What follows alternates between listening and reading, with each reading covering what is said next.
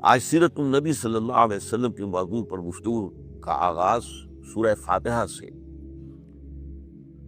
بہت سے حضرات کے لیے یہ حیرت کا باعث بنا ہوگا،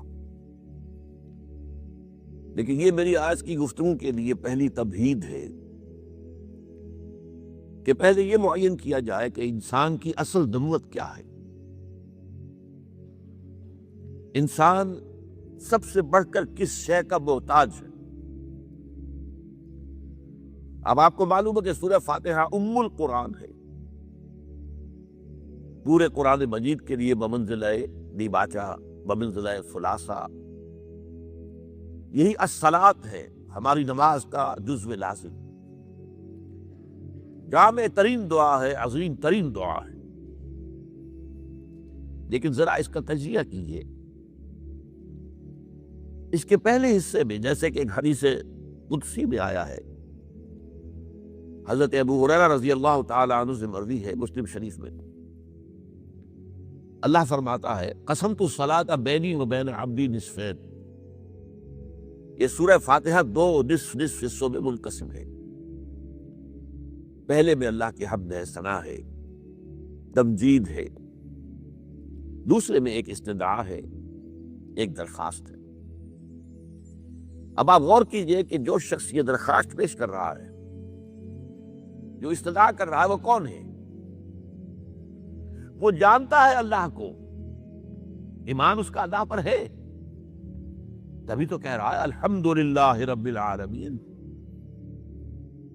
وہ جانتا ہے کہ وہی اللہ تمام جہانوں کا پروردگار اور مالک اور خالق اور حاکم۔ وہ جانتا ہے کہ کل حمد، کل ثنا، کل شکر، کل تعریف اس کا سزاوار حقیقی صرف وہ ہے۔ وہ جانتا ہے کہ وہ رحمان بھی ہے، رحیم بھی ہے۔ اس کا ایمان ہے کہ ایک جزا و سزا کے فیصلے کا دن آ کر رہے گا، اور وہ جانتا ہے کہ اس روز اختیار مطلق اللہ کے ہاتھ میں ہوگا۔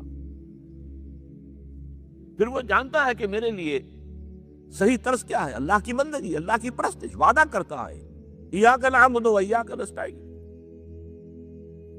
سوال یہ ہے کہ جب یہ ساری ہدایت اسے حاصل ہے تو اب وہ اور کون سی ہدایت کا طلبگار ہے؟ یہ ہے وہ نقطہ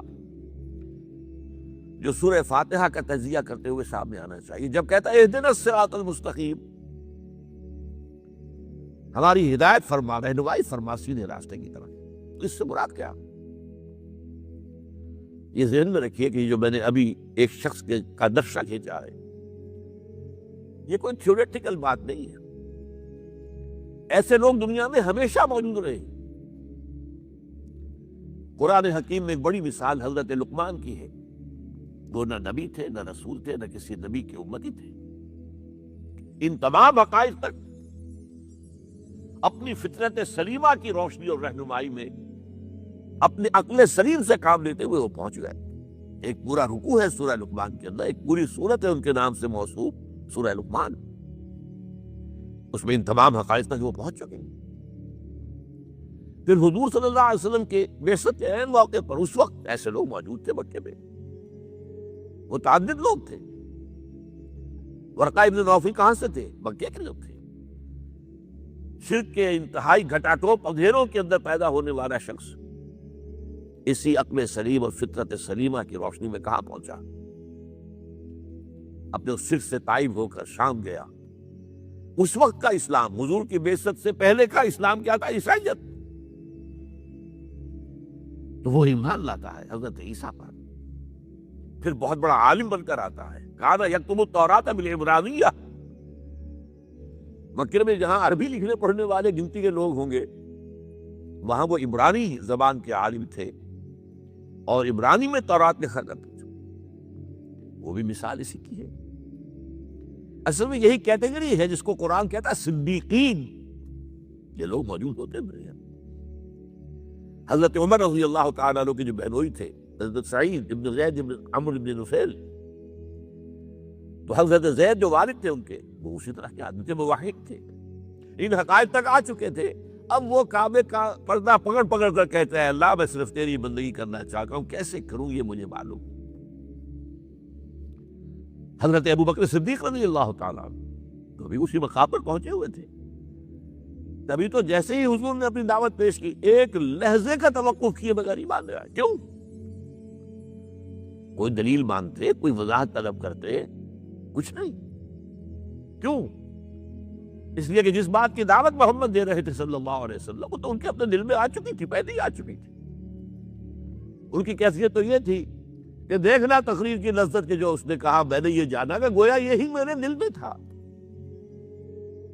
تو اصل میں یوں سمجھیے میری بات, آج قرآن کے اصل مخاطب صدیقین ہیں, باقی جو لوگ ہیں وہ ان کے تابعین ہیں. والذین اتبعوہم بإحسان. السابقون الاولون کون تھے؟ ظاہر ہے کہ اگر زید ابن عامر ابن نفیل کو وقت مل گیا ہوتا, حضور کی بعثت کا زمانہ انہیں مل جاتا, تو کیا فوراً حضرت ابو بکر صدیق کی طرح ایمان نہ لے آتا؟ ورقہ ابن نوفل نے تصدیق کی ہے, اگر کہ انہیں ہم صحابی نہیں مانتے. کیوں؟ یہ ابھی اس وقت کا معاملہ ہوا جبکہ ابھی آپ کو رسالت کا اور تبلیغ کا حکم نہیں ہوا تھا, لہذا آپ پر ایمان لانے کا سوال پیدا نہیں ہوتا تھا. ہاں یہ تصدیق کر دی تھی کہ یہ وہی ناموس ہے جو عیسیٰ اور موسیٰ پر اترا ہے, وہی آپ پر, اور کاش کہ میں اس وقت تک زندہ رہوں جبکہ آپ کی قوم آپ کو اس شہر سے نکالے گی اور میں آپ کی مدد کر سکوں. اور حضور حیران ہوئے, اب اخرج ہوں, یہ آپ کیا کہہ رہے ہیں ورقہ, میری یہ قوم مجھے یہاں سے نکال دے گی؟ یہ تو مجھ سے انتہائی محبت کرتی ہے, میرا احترام کرتی ہے, مجھے الصادق الامین کا خطاب اس نے دیا. تو یہ سمجھ لیجئے کہ السابقون الاولون اور الصدیقین, یہ جیسے سورہ فاتحہ میں ایک صدیق کھڑا ہوا ہے اور مانگ رہا ہے, سب مان رہا ہے الحمدللہ رب العالمین الرحمن الرحیم مالک یوم الدین ایاک نعبد و ایاک نستعین اہدنا الصراط المستقیم صراط الذین انعمت علیہم غیر المغضوب علیہم ولا الضالین آمین. معلوم یہ ہوا کہ اصل میں جو ہدایت جس کی ہم درخواست کرتے ہیں سورہ فاتحہ میں, وہ عملی ہدایت ہے, کیا کریں کیا نہ کریں. اس لیے کہ زندگی کی عملی راہوں میں قدم قدم پر دو راہیں آتے ہیں, ادھر جائیں یا ادھر جائیں. زندگی کے پیچیدہ مسائل میں مشکل ہو جاتا ہے. بسا اوقات انسان محسوس کرتا ہے کہ جیسے میں پل صراط پر سے گزر رہا ہوں, کچھ پتا نہیں, ذرا سا ڈگمگایا ہو گیا. یہ عمل کے میدان کی اصل میں درخواست جو ہے اس کی ہے کہ سیدھے راستے پر چلنا ایک عمل ہے, ہمیں چلا, ہماری رہنمائی فرما. اب یہاں ذرا اس بات کو نوٹ کر لیجئے, جس چیز کی قرآن ہدایت کہتا ہے اسی کو نعمت کہتا. اس لیے یہ میں نے بارہا بیان کیا ہے, نعمت مطلق صرف ایک ہے, وہ ہدایت. باقی جنہیں ہم نعمتیں سمجھتے ہیں ان کا نعمت ہونا, اس کا انحصار اور دار و مدار نعمت ہدایت پر ہے. صحت ہے اور ہدایت نہیں ہے, اس صحت کی وجہ سے آپ بہت سے غلط کام کریں گے. دولت ہے, ہدایت نہیں ہے, گلچھرے اڑائیں گے, بدمعاشیاں کریں گے. تو یہ دولت اور صحت یہ فی نفس ہی یہ چیزیں جو ہے نعمت نہیں ہے. نعمت بنتی ہے جب ہدایت بھی ہے. تو اصل نعمت مطلقہ وہ صرف ایک ہے, وہ ہدایت. اسی کو نور کہتا ہے قرآن. فآمنوا باللہ ورسولہ والنور الذی انزلنا, یہ نور, اس لیے کہ نور سے ہی راستہ دیکھتا ہے, چلتا ہے. البتہ اب اگلا سٹیپ آئیے, یہ جو عملی ہدایت ہے انسان کے لیے, جو اس کی ضرورت ہے, اصل ضرورت ہے, جس کی استدعا کر رہا ہے, وہ یہاں کھڑا ہو کر دولت نہیں مانگ رہا, وہ یہاں کھڑا ہو کر حکومت نہیں مانگ رہا, وہ ہدایت مانگ رہا ہے. اہدنا الصراط المستقیم. اس میں بھی آپ کو دو حصے کرنے پڑیں گے. جہاں تک انفرادی سطح پر عمل کی ہدایت ہے, انفرادی سیرت, انفرادی کردار, کریکٹر, اس کی بھی کامل ہدایت اللہ نے نفس انسانی میں ودیت کی ہوئی ہے, اس کے لیے محتاج نہیں ہے. وَنَفْسٍ وَمَا سَوَّاهَا فَأَلْهَمَهَا فُجُورَهَا وَتَقْوَاهَا. یہ نفس انسانی جو اللہ نے بنایا, اس کا تصفیہ کیا, اسے سنوارا, اور اس کے اندر الہامی طور پر فجور و تقوی کا علم و پہچان ودیت کر دی. وہ جانتا ہے, انسان جانتا ہے کیا اچھا ہے کیا برا ہے. کیا شر ہے کیا خیر. اس لیے بسا اوقات حضور کو شخص سوال کرتا تھا، آپ فرماتے تھے اس وقت کلمہ اپنے دل سے پوچھ لو، وَلَوْ أَفْتَاكَ الْمُفْتِي. اس حوالے سے بھی انسان محتاج نہیں ہے. ہاں ہمارے اوپر ذہول کے پردے پڑ جائیں، بھول کا سایہ پڑ جائے، اپنی نفسانیت کی وجہ سے زنگ آ جائے، یہ دوسری بات، لیکن ہے اندر بنیت شدہ ہے. گویا کہ فائنل انالیسس میں اصل ہدایت کیا ہے؟ اجتماعی زندگی کے پیچیدہ مسائل کا حل. جیسے جیسے تمدن نے ترقی کی ہے، پیچیدگیاں بڑھتی چلی گئی ہیں. ایک پیچیدگی تو ہمیشہ سے ہے، جب سے انسان ہے. یہ تین پیچیدگیاں ذہن میں رکھیے، بہت بڑی بڑی، باقی سب انہی کی فروعات ہوگی. سب سے بڑی اور سب سے پہلی اور سب سے قدیم پیچیدگی کیا ہے؟ عورت اور مرد کے مابین مرتبہ اور مقام میں نسبت و تناسب کیا ہے، کس کا کیا رتبہ ہے، کس کا کیا مقام. اور جب یہ ایک عورت اور ایک مرد مل کر ایک خاندان کی بنیاد ڈالے،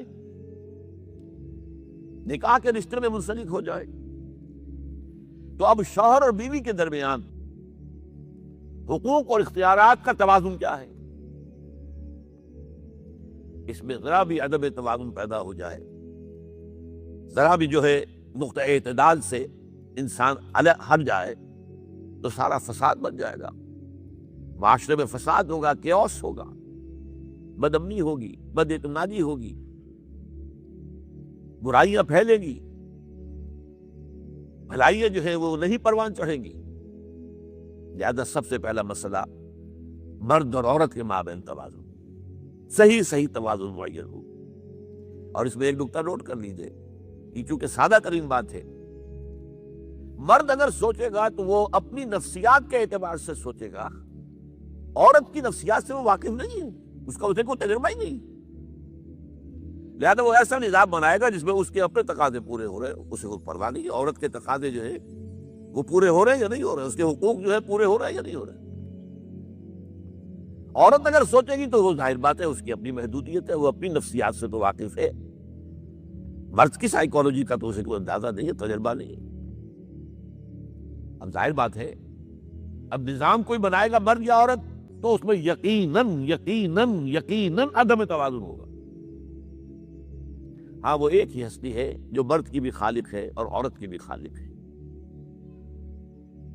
وہ اگر نظام دے گا تو وہ ہوگا جو غیر جانبدارانہ ہوگا، جو عدل و قسط پر مبنی ہوگا، جس میں توازن ہوگا، جس میں خیر ہوگا، جس میں برکات ہوں گی، جس میں سعادت میں.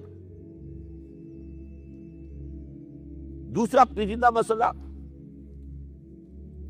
اس پہلے پیچیدہ مسئلے کے اعتبار سے جان لیجئے کہ اس وقت مغربی تہذیب برباد ہو چکی ہے.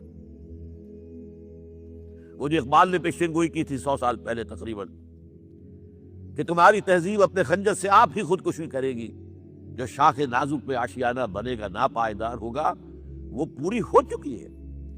آج ویسٹ کھڑا ہے ٹیکنالوجی کی بنیاد پر. اصل تہذیب جس شے کا نام ہے وہ برباد ہو چکی ہے. کلنٹن نے کہا تھا اپنے آخری state of the union address میں کہ عنقریب امریکی قوم کی اکثریت حرام زادوں پر مشتمل ہوگی. تباہ ہو چکا، برباد ہی، نو فیملی لائف پورے ویسٹ میں. اور دوسری پیچیدگی ہے کیا؟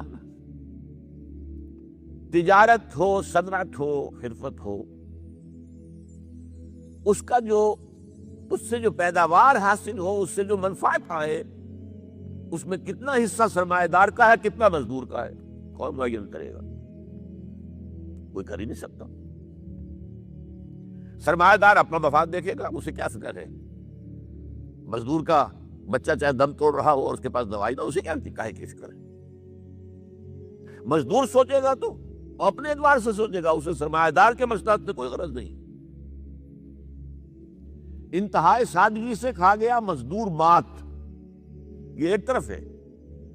دوسری طرف طریقے کوہکن میں بھی وہی ہیلے ہیں پرویزی، مزدور اگر سوچے گا تو وہ بھی ظاہر بات ہے انصاف سے کام نہیں لے گا، وہ اپنے مفاد کو دیکھے گا، وہ سرمایہ دار کے مفاد کو تو نہیں دیکھ سکتا۔ تیسرا مسئلہ، یہ دو مسئلے ہیں، یہ پچھلے 200-300 برس کے اندر گمبھیر ہو گئے، بہت سخت ہو گئے، بہت پیچیدہ ہو گئے۔ ریاست اور شہریوں کے درمیان یا فرد اور اجتماعیت کے درمیان حقوق اور اختیارات کا کیا توازن ہو؟ حکومت تو چاہے گی ہمارا کنٹرول کوئی چوں نہ کرے، لوگ چاہیں گے نہیں ہمیں اختیار ہونا چاہیے۔ اب یہ کنٹینڈنگ فورسز ہیں، ایک دوسرے کے خلاف ہے، اس میں اب یہ کہاں ہے انصاف، کہاں ہے؟ اب یہ کہ دوسری بات اب ہیدن جو میں عرض کر رہا ہوں، اس عدل انصاف کے لیے، عدل کے لیے، قسط کے لیے قرآن کی اصطلاحات کیا ہے؟ عجیب بات ہے، جو لفظ ہمارے ہاں اردو میں سب سے زیادہ مستعمل ہے اور آسان بھی ہے، انصاف، آدھا آدھا کر دینا۔ منصف کہلاتا ہے جج، لیکن یہ لفظ قرآن نے استعمال کیا ہی نہیں، پورے قرآن میں نہیں، اس لیے کہ بسا اوقات برابر برابر کر دینا، آدھا آدھا کر دینا عدل کا تقاضا نہیں ہوتا۔ ایک بدل کہیں لے کر جانا ہے، ایک آدمی جوان ہے، توانا ہے، ایک ہے ابھی بچہ ہے، کیا آپ برابر اس کے اوپر بوجھ لا دیں گے؟ کیا عدل کا تقاضا یہ ہے؟ نہیں۔ آپ کو معلوم ہے ترازو کی ڈنڈی ہے، ایک طرف کا ایک بازو زیادہ لمبا ہے، ایک چھوٹا ہے، اب ڈنڈی سیدھی رکھنے کے لیے چھوٹے بازو کی طرف زیادہ وزن ڈالنا پڑے گا، تب کہیں جا کے ڈنڈی سیدھی رہے گی۔ لہذا قرآن کی اصطلاح جو ہے وہ انصاف نہیں ہے، عدل ہے، قسط ہے۔ ایک تیسرا لفظ جو زیادہ استعمال نہیں ہوا ہے وہ توازن ہے۔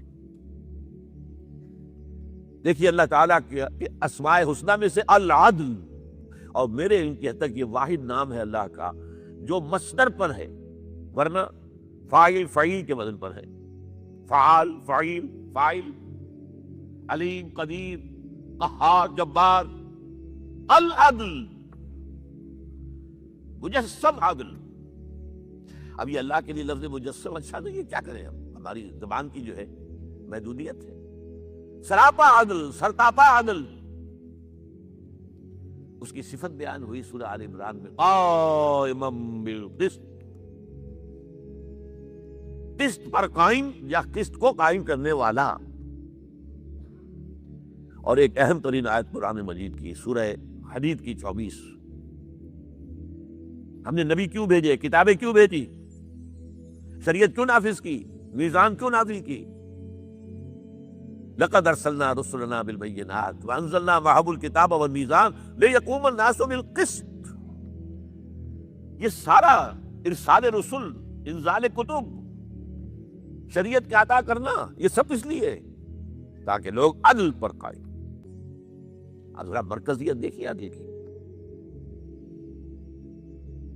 حضور کے بارے میں خاص طور پر سورہ شورى میں آتا ہے، آیت نمبر 15 میں، اے نبی کہہ دیجئے وَأُمِرْتُ لِأَعْدِلَ بَيْنَكُمْ، دیکھو مجھے حکم ہوا ہے تمہارے مابین عدل قائم کروں۔ میں صرف واعظ نہیں ہوں، کہیں تم سمجھو واعظ ہے، یہ عدل قائم کرنے والا۔ اور سب سے آگے چڑھیے تو امت مسلمہ سے خطاب کر کے سورہ نساء، سورہ مائدہ، یہ جو جوڑا ہے اسے، یا ایھا الذین آمنوا کونوا قوامین بالقسط شہداء للہ ولو علی انفسکم او بالوالدین والاقربین۔ اے ایمان کے دعوے دارو، عدل و قسط کو قائم کرنے کے لیے قوت کے ساتھ کھڑے ہو جاؤ اور اللہ کے لیے گواہی دینے والے بن کر کھڑے ہو جاؤ، خواہ وہ چیز تمہارے اپنے خلاف جا رہی ہو، تمہارے والدین کے خلاف جا رہی ہو، تمہارے رشتہ داروں کے خلاف جا رہی ہو۔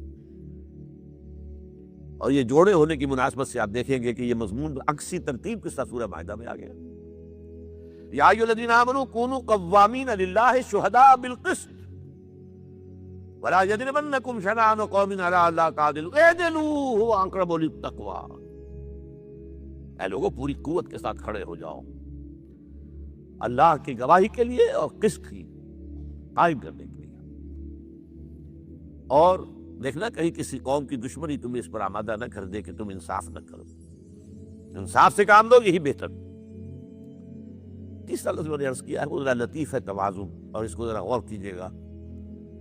یہ پوری آفاق جس کا ہمیں کوئی اندازہ نہیں ہے، کتنے اربھا کھربھا یہاں سٹارز ہیں، سیارے ہیں، ستارے ہیں، گیلیکسیز ہیں، ان سب کا نظم قائم ہے توازن پر۔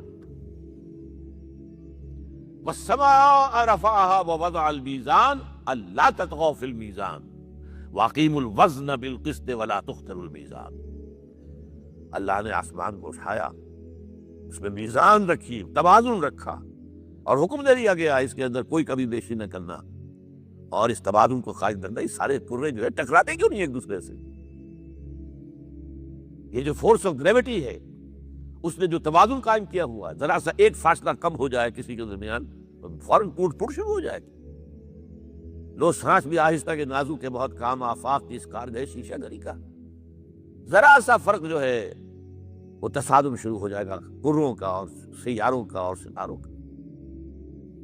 اور اسی کو کہا گیا ہے سورہ بنی اسرائیل میں وَأَوْفُوا الْكَيْلَ إِذَا كِلْتُمْ وَزِنُوا بِالْقِسْطَاسِ قسطاس، اس قسط سے بنا ہے، دیکھو جب ناپ کر دو تو پورا پیمانہ بھر کر ناپو، اور جب وزن کرو تو سیدھی ڈنڈی کے ساتھ وزن کرو۔ اب آئیے اس میں ایک اور نکتہ، عدل کا ایک نظام ہے جسے ہم نظام عدالت کہتے ہیں اس دنیا میں۔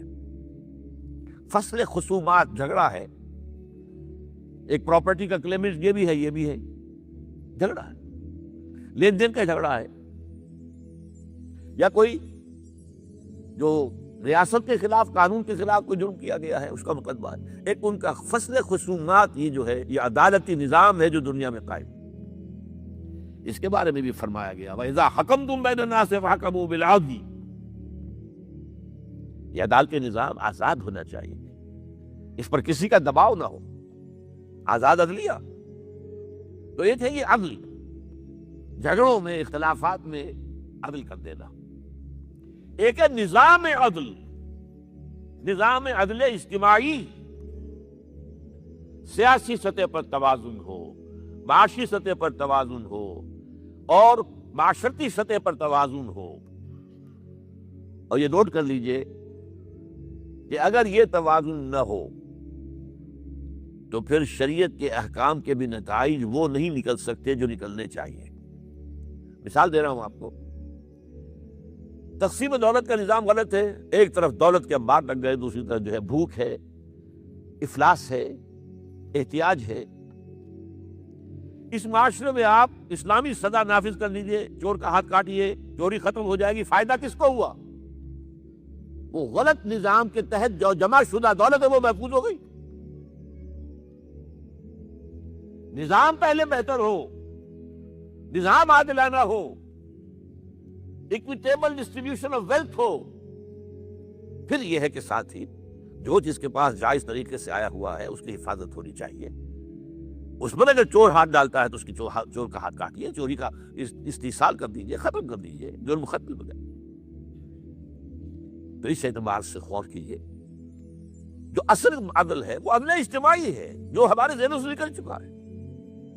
ہمارے یہاں بھی جو افغانستان میں بھی طالبان کو موقع ملا تھا تو ابھی عدل اجتماعی جو اسلام کا ہے اس کی طرف کوئی پیش قدمی نہیں ہو سکی تھی، انہیں موقع بھی نہیں ملا تھا۔ میں یہ سمجھتا ہوں، جہاں تک میں سمجھ پایا ہوں اس کی تحریک کو، اور وہ کچھ لوگوں سے مل کر، اور ملا عمر سے بھی ملاقات ہوئی اور ان کے بڑے لوگوں سے، اگر انہیں موقع مل جاتا تو وہ اسلام کا نظام عدل اجتماعی بھی قائم کر دیتا۔ لیکن وہ تو باطل نے دیکھا کہ یہ تو نپٹی ایول ان دی بڈ، اس کو تو ختم کرو، ہمارے لیے تو ہمارا نظام تو ختم ہو جائے گا۔ ہے اگر کوئی خطر مجھ کو تو اس امت سے ہے جس کی خاک اس کر میں ہے اب تک شرار آرزو۔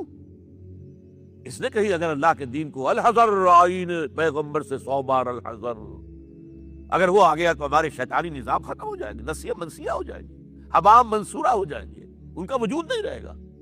لہذا ڈیزی کٹرز کے ذریعے سے جو کاٹا گیا ہے اس کو۔ اب یہ جو سوات میں ہو رہا ہے، یہ عام تصور کیا ہے؟ بس یہی چند چیزیں، وہ شریعت کی سزائیں، جو مقدمات ہیں ان کا فیصلہ جو ہے وہ اس کا ایک نظام جو ہے قاضی کا آسانی کے ساتھ اور جلدی سے ہو جائے، وہ جو عدل اجتماعی ہے اس کا تصور تو موجود ہی نہیں۔ ان میں کیا ہوگا؟ ہمارے اچھے پڑھے لکھے لوگوں میں موجود نہیں۔ تو اصل چیز ہے عدل اجتماعی یا نظام عدل اجتماعی۔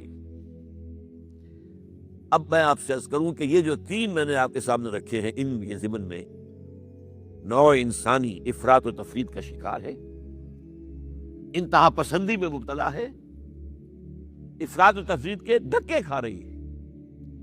اس کے اندر ایک ارج تو ہے، یہ انسان کی فطرت کی پکار ہے، وہ رہے گی۔ عادلانہ نظم ہونا چاہیے، انصاف پر مبنی نظام ہونا چاہیے، لیکن وہ ہے کہاں نظام؟ اسی تلاش میں آپ کو معلوم ہے فرینچ ریولوشن آیا، بادشاہت ختم ہوئی، یہ کیا ہے، یہاں کیا پہنچتا ہے، جاگیرداری ختم ہوئی۔ جیسے ہمارے ہاں ہوتے تھے 30,000 منصبدار، 50,000، وہی بات ہے، لارڈز تھے، بیرنز تھے، پوری دنیا میں ایک نظام تھا۔ کسان پیشہ ہوا ہے، خون پسینہ اس کا ہے، عیش میں محل والے کر رہے ہیں۔ عیش جو ہے بنا ہے، عیش تجمل حسین خان کے لیے، وہ جاگیرداروں کے لیے ہے، بادشاہ کے لیے، حالانکہ خون پسینے کی کمائی جو ہے وہ کسان کی ہے۔ ظاہر بات ہے یہ اس سے انسان نکلا، بغاوت کی، یہ فطرت کی بغاوت تھی، یہ فطرت تھی جو وولٹیئر اور روسوں کی زبان پر بول رہی تھی، جس سے کہ آگ لگ گئی، انقلاب آیا۔ لیکن چونکہ اس کے ساتھ ہی صنعتی انقلاب بھی آ گیا، اور دولت کے نظام میں کوئی غلطی جو ہے وہ اصلاح نہیں ہوئی تھی، لہذا وہ سرمایہ داری سے مسلط ہو گئی۔ رست از یک بند تا افتاد در بندے دیگر، ایک غلامی سے نجات ملی تھی، جاگیردار اور بادشاہ کی غلامی سے، اب سرمایہ دار اور کارخانے دار کی غلامی ہو گئی۔ اب مزدور خواجہ از خونے لگے مزدور ساز اللہ نام، از جفائے دہ خدایا کشت دہقانہ خراب، انقلاب انقلاب ہے انقلاب۔ اقبال کہہ رہا ہے سرمایہ دار نے مزدور کی رگوں میں دوڑنے والے سرخ خون سے وہ شراب سرخ جو ہے وہ کشید کی اور پی رہا ہے، شام کو بیٹھا ہوا کلب کے اندر یا گھر میں، اور زمیندار اور جاگیردار کی جفا سے، ظلم سے دہقان کی کھیتی اجڑی ہوئی۔ انقلاب انقلاب۔ اب یہ کیا ہوا؟ اس سرمایہ داری کے خلاف رد عمل ہوا، ایک اور سرنگ لگا، ادھر سے ادھر، ادھر سے ادھر۔ وہ کیا ہے؟ کمیونزم، انفرادی ملکیت کی نفی مطلق، فطرت انسانی کے خلاف۔ ایک پارٹی کی ڈکٹیٹرشپ، اب ایک پارٹی مسلط ہو گئی۔ تمہارا کام ہے کام کرو اور ویج لو اور کھاؤ پیو، بس زبان نہیں کھول سکتے، تنقید نہیں کر سکتے، no right of expression, no right of organization. یہ بدترین غلامی، چنانچہ وہ نظام بھی ختم ہوا۔ اب انسان واپس آیا ہے، اب کیا ہے کہ اس سرمایہ داری نے بغلے بجائے، ہم جیت گئے، ہمارا نظام بہترین ہے، ثابت ہو گیا، اینڈ آف ہسٹری، بڑی کتاب لکھی گئی۔ گلوبلائزیشن، اب جو ہے سرمایہ داری بڑے خود اعتمادی کے ساتھ، اب گلوبلائزیشن پوری دنیا کے اوپر اس نظام کو قائم کر دینے کے لیے وہ قدم بڑھا رہی تھی، کہ اب نظر آیا کہ آگے بڑھ رہے ہو، پیچھے جو ہے وہ تو تمہارا برباد ہو رہا ہے۔ تمہارا تو اپنا نظام، سرمایہ داری کی جنت، امریکہ میں جس طریقے سے ریسیشن آئی ہے، جو وہاں بینکوں کا بیڑا غرق ہوا ہے، اور ادھر جو ہے اب کدھر جائے گا انسان؟ یا تو سوشلزم کی قسم کا کوئی نظام دوبارہ آئے گا، یا انہیں اندیشہ ہے کہ اب اسلام کے آنے کا خطرہ ہے۔ یہی وہ خطرہ ہے کہ جس کی وجہ سے انہوں نے پوری دنیا کے اندر یہ ڈھڈورا پیٹ دیا۔ یہ فنڈامنٹلزم، یہ مسلمانوں کے اندر یہ جو اپنے نظام کی بات کرتے ہیں، جو خلافت کی بات کرتے ہیں، جو نظام کی بات، وہ ہمارے دشمن ہیں، فنڈامنٹلسٹ ہیں، وہ ٹیررسٹ ہیں، انہیں برباد کر کے رہیں گے، ختم کر کے رہیں گے، اور یہ باتیں وہ کھل کر کہہ رہے ہیں۔ انہیں کسی کا ڈر ہے ہی نہیں، کیونکہ دنیا یونیپولر ہو چکی ہے۔ وہ تو یہ ہے کہ I am the monarch of all I survey، لہذا پہلے کبھی بائی پولر دنیا تھی تو خیال ہوتا تھا کہ اگر امریکہ کسی ملک کو ناراض کرے گا، وہ روس کے حلقہ جو اثر ہے اس میں چلا جائے گا۔ اب تو پرواہ نہیں، کھل کر کہہ رہے ہیں۔ اس میں قرآن مجید کی ایک آیت ہے سورہ نحل کی، وَعَلَى اللَّهِ قَصْدُ السَّبِيلِ وَمِنْهَا جَائِرٌ، اس کا بہت عمدہ نقشہ کھینچا ہے مولانا مودودی نے اپنی تفہیم القرآن کے اندر، کہ راستہ ایک تو سیدھا راستہ جا رہا ہے، یہ دنیا میں صراط مستقیم ہے، اور اس کے اندر بعد میں یہ الصراط پل صراط بن جائے گا۔ ایک ہے تیرے راستے، ادھر بائیں سے آیا دائیں کو چلا گیا انتہا کو، اس انتہا کو پہنچ کر ادھر واپس آیا، پھر اس کو کراس کر گیا صراط مستقیم کو۔ چونکہ آسمانی ہدایت سے استفادہ نہیں کرنا، لہذا کراس کرتا ہے ہر بار، وہ نقطہ عدل سے گزرتا ہے لیکن اس کو اختیار نہیں کرتا، اور یہ سارے راستے ہوتے ہوتے جہنم میں پہنچا دیتے۔ اس پس منظر میں نوع انسانی پر نبی اکرم صلی اللہ علیہ وسلم کا عظیم ترین احسان ان جملہ اعتبارات سے عدل و قسط اور توازن و اعتدال پر مبنی مکمل نظام اجتماعی، یہ ہے اصل دین، یہ ہے عظیم ترین احسان، یہ ہے انسان کی سب سے بڑی ضرورت کو پورا کرنا۔ آج کے انسان کی ضرورت یہ ہے، اس لیے آج یہ دنیا چھوٹی سی ہو گئی ہے، یہ گلوبل ولیج بن گیا ہے، ایک نظام ایک جگہ سے جکڑا جا سکتا ہے پوری دنیا کو، کوشش ہو رہی ہے۔ نیو ورلڈ آرڈر جس کا خواب یہودیوں نے دیکھا تھا 1776 میں، ادھر امریکہ آزاد ہوا 1776 میں، اور اس کا بینک کا نظام بنایا یہودیوں نے، $1 نوٹ بنایا، اور اس کے اوپر تصویر بنا دی احرام مصر کی، اس میں ایک آنکھ دجال کی، اور نیچے نووس آرڈس سیکولورم، نیو سیکولر ورلڈ آرڈر، اور اس کی تاریخ 1776 ہے۔ دنیا ادھر جا رہی، اور آج کا یہ جیسے کہ ابھی عزیزم عاکف سعید کہہ رہے تھے، اللہ حضور کی رحمت للعالمین کا سب سے بڑا مظہر یہ نظام ہے، ورنہ آپ کو معلوم ہے، خود سوچئے، غور کیجئے، توحید تو پہلے دن سے آدم سے مکمل ہے، تمام انبیاء کے ہاں تھی۔ ہمارے جو ایمانی حقائق ہیں وہ تو تمام شروع کے وہی چلے آ رہے ہیں، ان میں تو کوئی کسی کو ہم نہیں کہہ سکتے کوئی ارتقا ہوا ہے۔ ارتقا ہوا تمدن میں، اس تمدن کی پیچیدگیوں میں، ان پیچیدگیوں سے پیدا شدہ مسائل میں، ان کے نتیجے میں برپا ہونے والی ناانصافیوں میں، ان کی بنا پر وجود میں آنے والے جبر اور استبداد میں، یہاں اگر اللہ تعالیٰ کی طرف سے اس کی رحمانیت اور رحیمیت کا مظہر بن کر آئے ہیں تو وہ محمد رسول اللہ ہیں، رحمت للعالمین بن کر بھیجے گئے۔ اور اسی کے ساتھ ایک بات اور نوٹ کر لیجئے، اس نظام کو حضور نے 23 سال کی نہایت جاں گسل مشقت اور محنت اور قربانی اور ایثار، آپ اور آپ کے صحابہ، محمد الرسول اللہ والذین معہ، اس کے نتیجے میں اس نظام کو بالفعل قائم کر کے دکھایا ہے۔ اس اعتبار سے میرے الفاظ نوٹ کیجئے، سیرت النبی سے جو عقل ہدایت ہمیں ملتی ہے وہ اس نظام کو قائم کرنے کے طریقہ کار کی ہے، سیرت النبی سے لینے کی اصل شے۔ باقی جو ہدایت ہے اللہ کی وہ تو قرآن مجید کے اندر آ گئی، پھر اس کی کچھ شرح احادیث نبوی میں آ گئی، مسائل کا حل تو وہاں آ گیا۔ اصل میں سیرت النبی سے جو کچھ اخذ کرنا ہے، جو سیکھنا ہے، کیونکہ نظام عدل اجتماعی قائم کرنا آسان کام نہیں ہے۔ شیر کے منہ میں سے نوالا نکالنا، یہ جو مراعات یافتہ طبقات ہیں ان سے لوگوں کے حقوق حاصل کرنا واپس آسان کام ہے؟ اس کے لیے تو بڑی سخت محنت اور مشقت اور ایثار اور قربانی، صبر اور مصابرت، استقامت اور مقاومت کا ثبوت دینا پڑے گا۔ لیکن اس کے لیے بھی یہ ساری چیزیں بھی ہو، طریقہ کار درست نہ ہو تو نتیجہ نہیں نکلے گا۔ اور صحیح طریقہ کار کی سورس واحد وہ سیرت محمدی ہے صلی اللہ علیہ وسلم، واحد، کیونکہ ایک لائف سپین میں یہ کام صرف حضور کے ذریعے سے ہوا ہے، 23 برس، ایک فرد واحد کی عزت سے آپ کھڑے ہوئے ہیں۔ پہلے دن 4 آدمی ایمان لے آئے، زوجہ محترمہ خدیجہ الکبریٰ رضی اللہ تعالی عنہ، ایک انتہائی جگری دوست ابو بکر رضی اللہ تعالی عنہ، اپنے زیر کفالت اور زیر تربیت چچاداد بھائی علی رضی اللہ تعالی عنہ، اپنے غلام جنہیں آزاد کر کے منہ بولا بیٹا بنایا زید بن حارثہ رضی اللہ تعالی عنہ، 1+4 5 بنے. آپ اندازہ کیجئے اس کے بعد 10 برس میں بمشکل 100 سوا 100 آ گئی. اگلے 10 برس میں ٹوٹل ریولوشن آ گیا.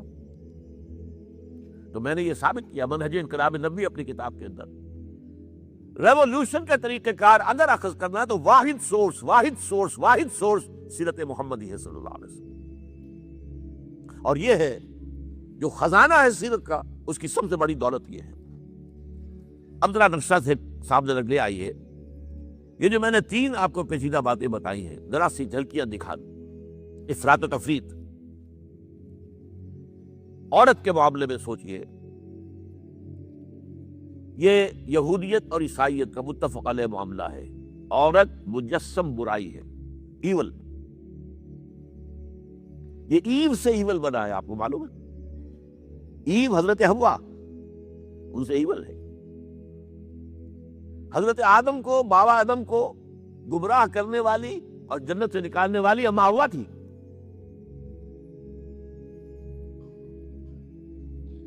ایک اور بات ان کے ہاں ہے، عورت میں روح نہیں ہوتی، جیسے حیوانات میں روح نہیں ہے.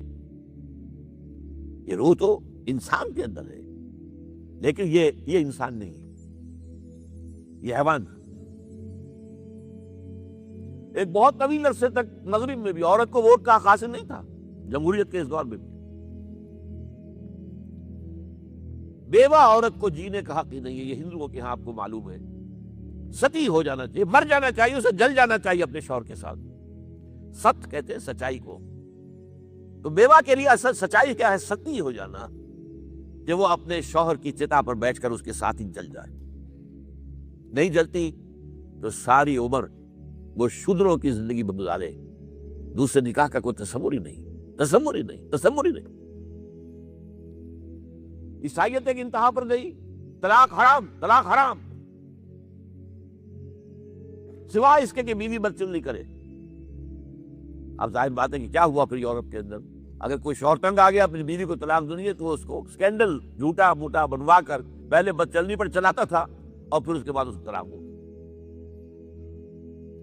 عورت بھیڑ بکری کی طرح ملکیت ہے.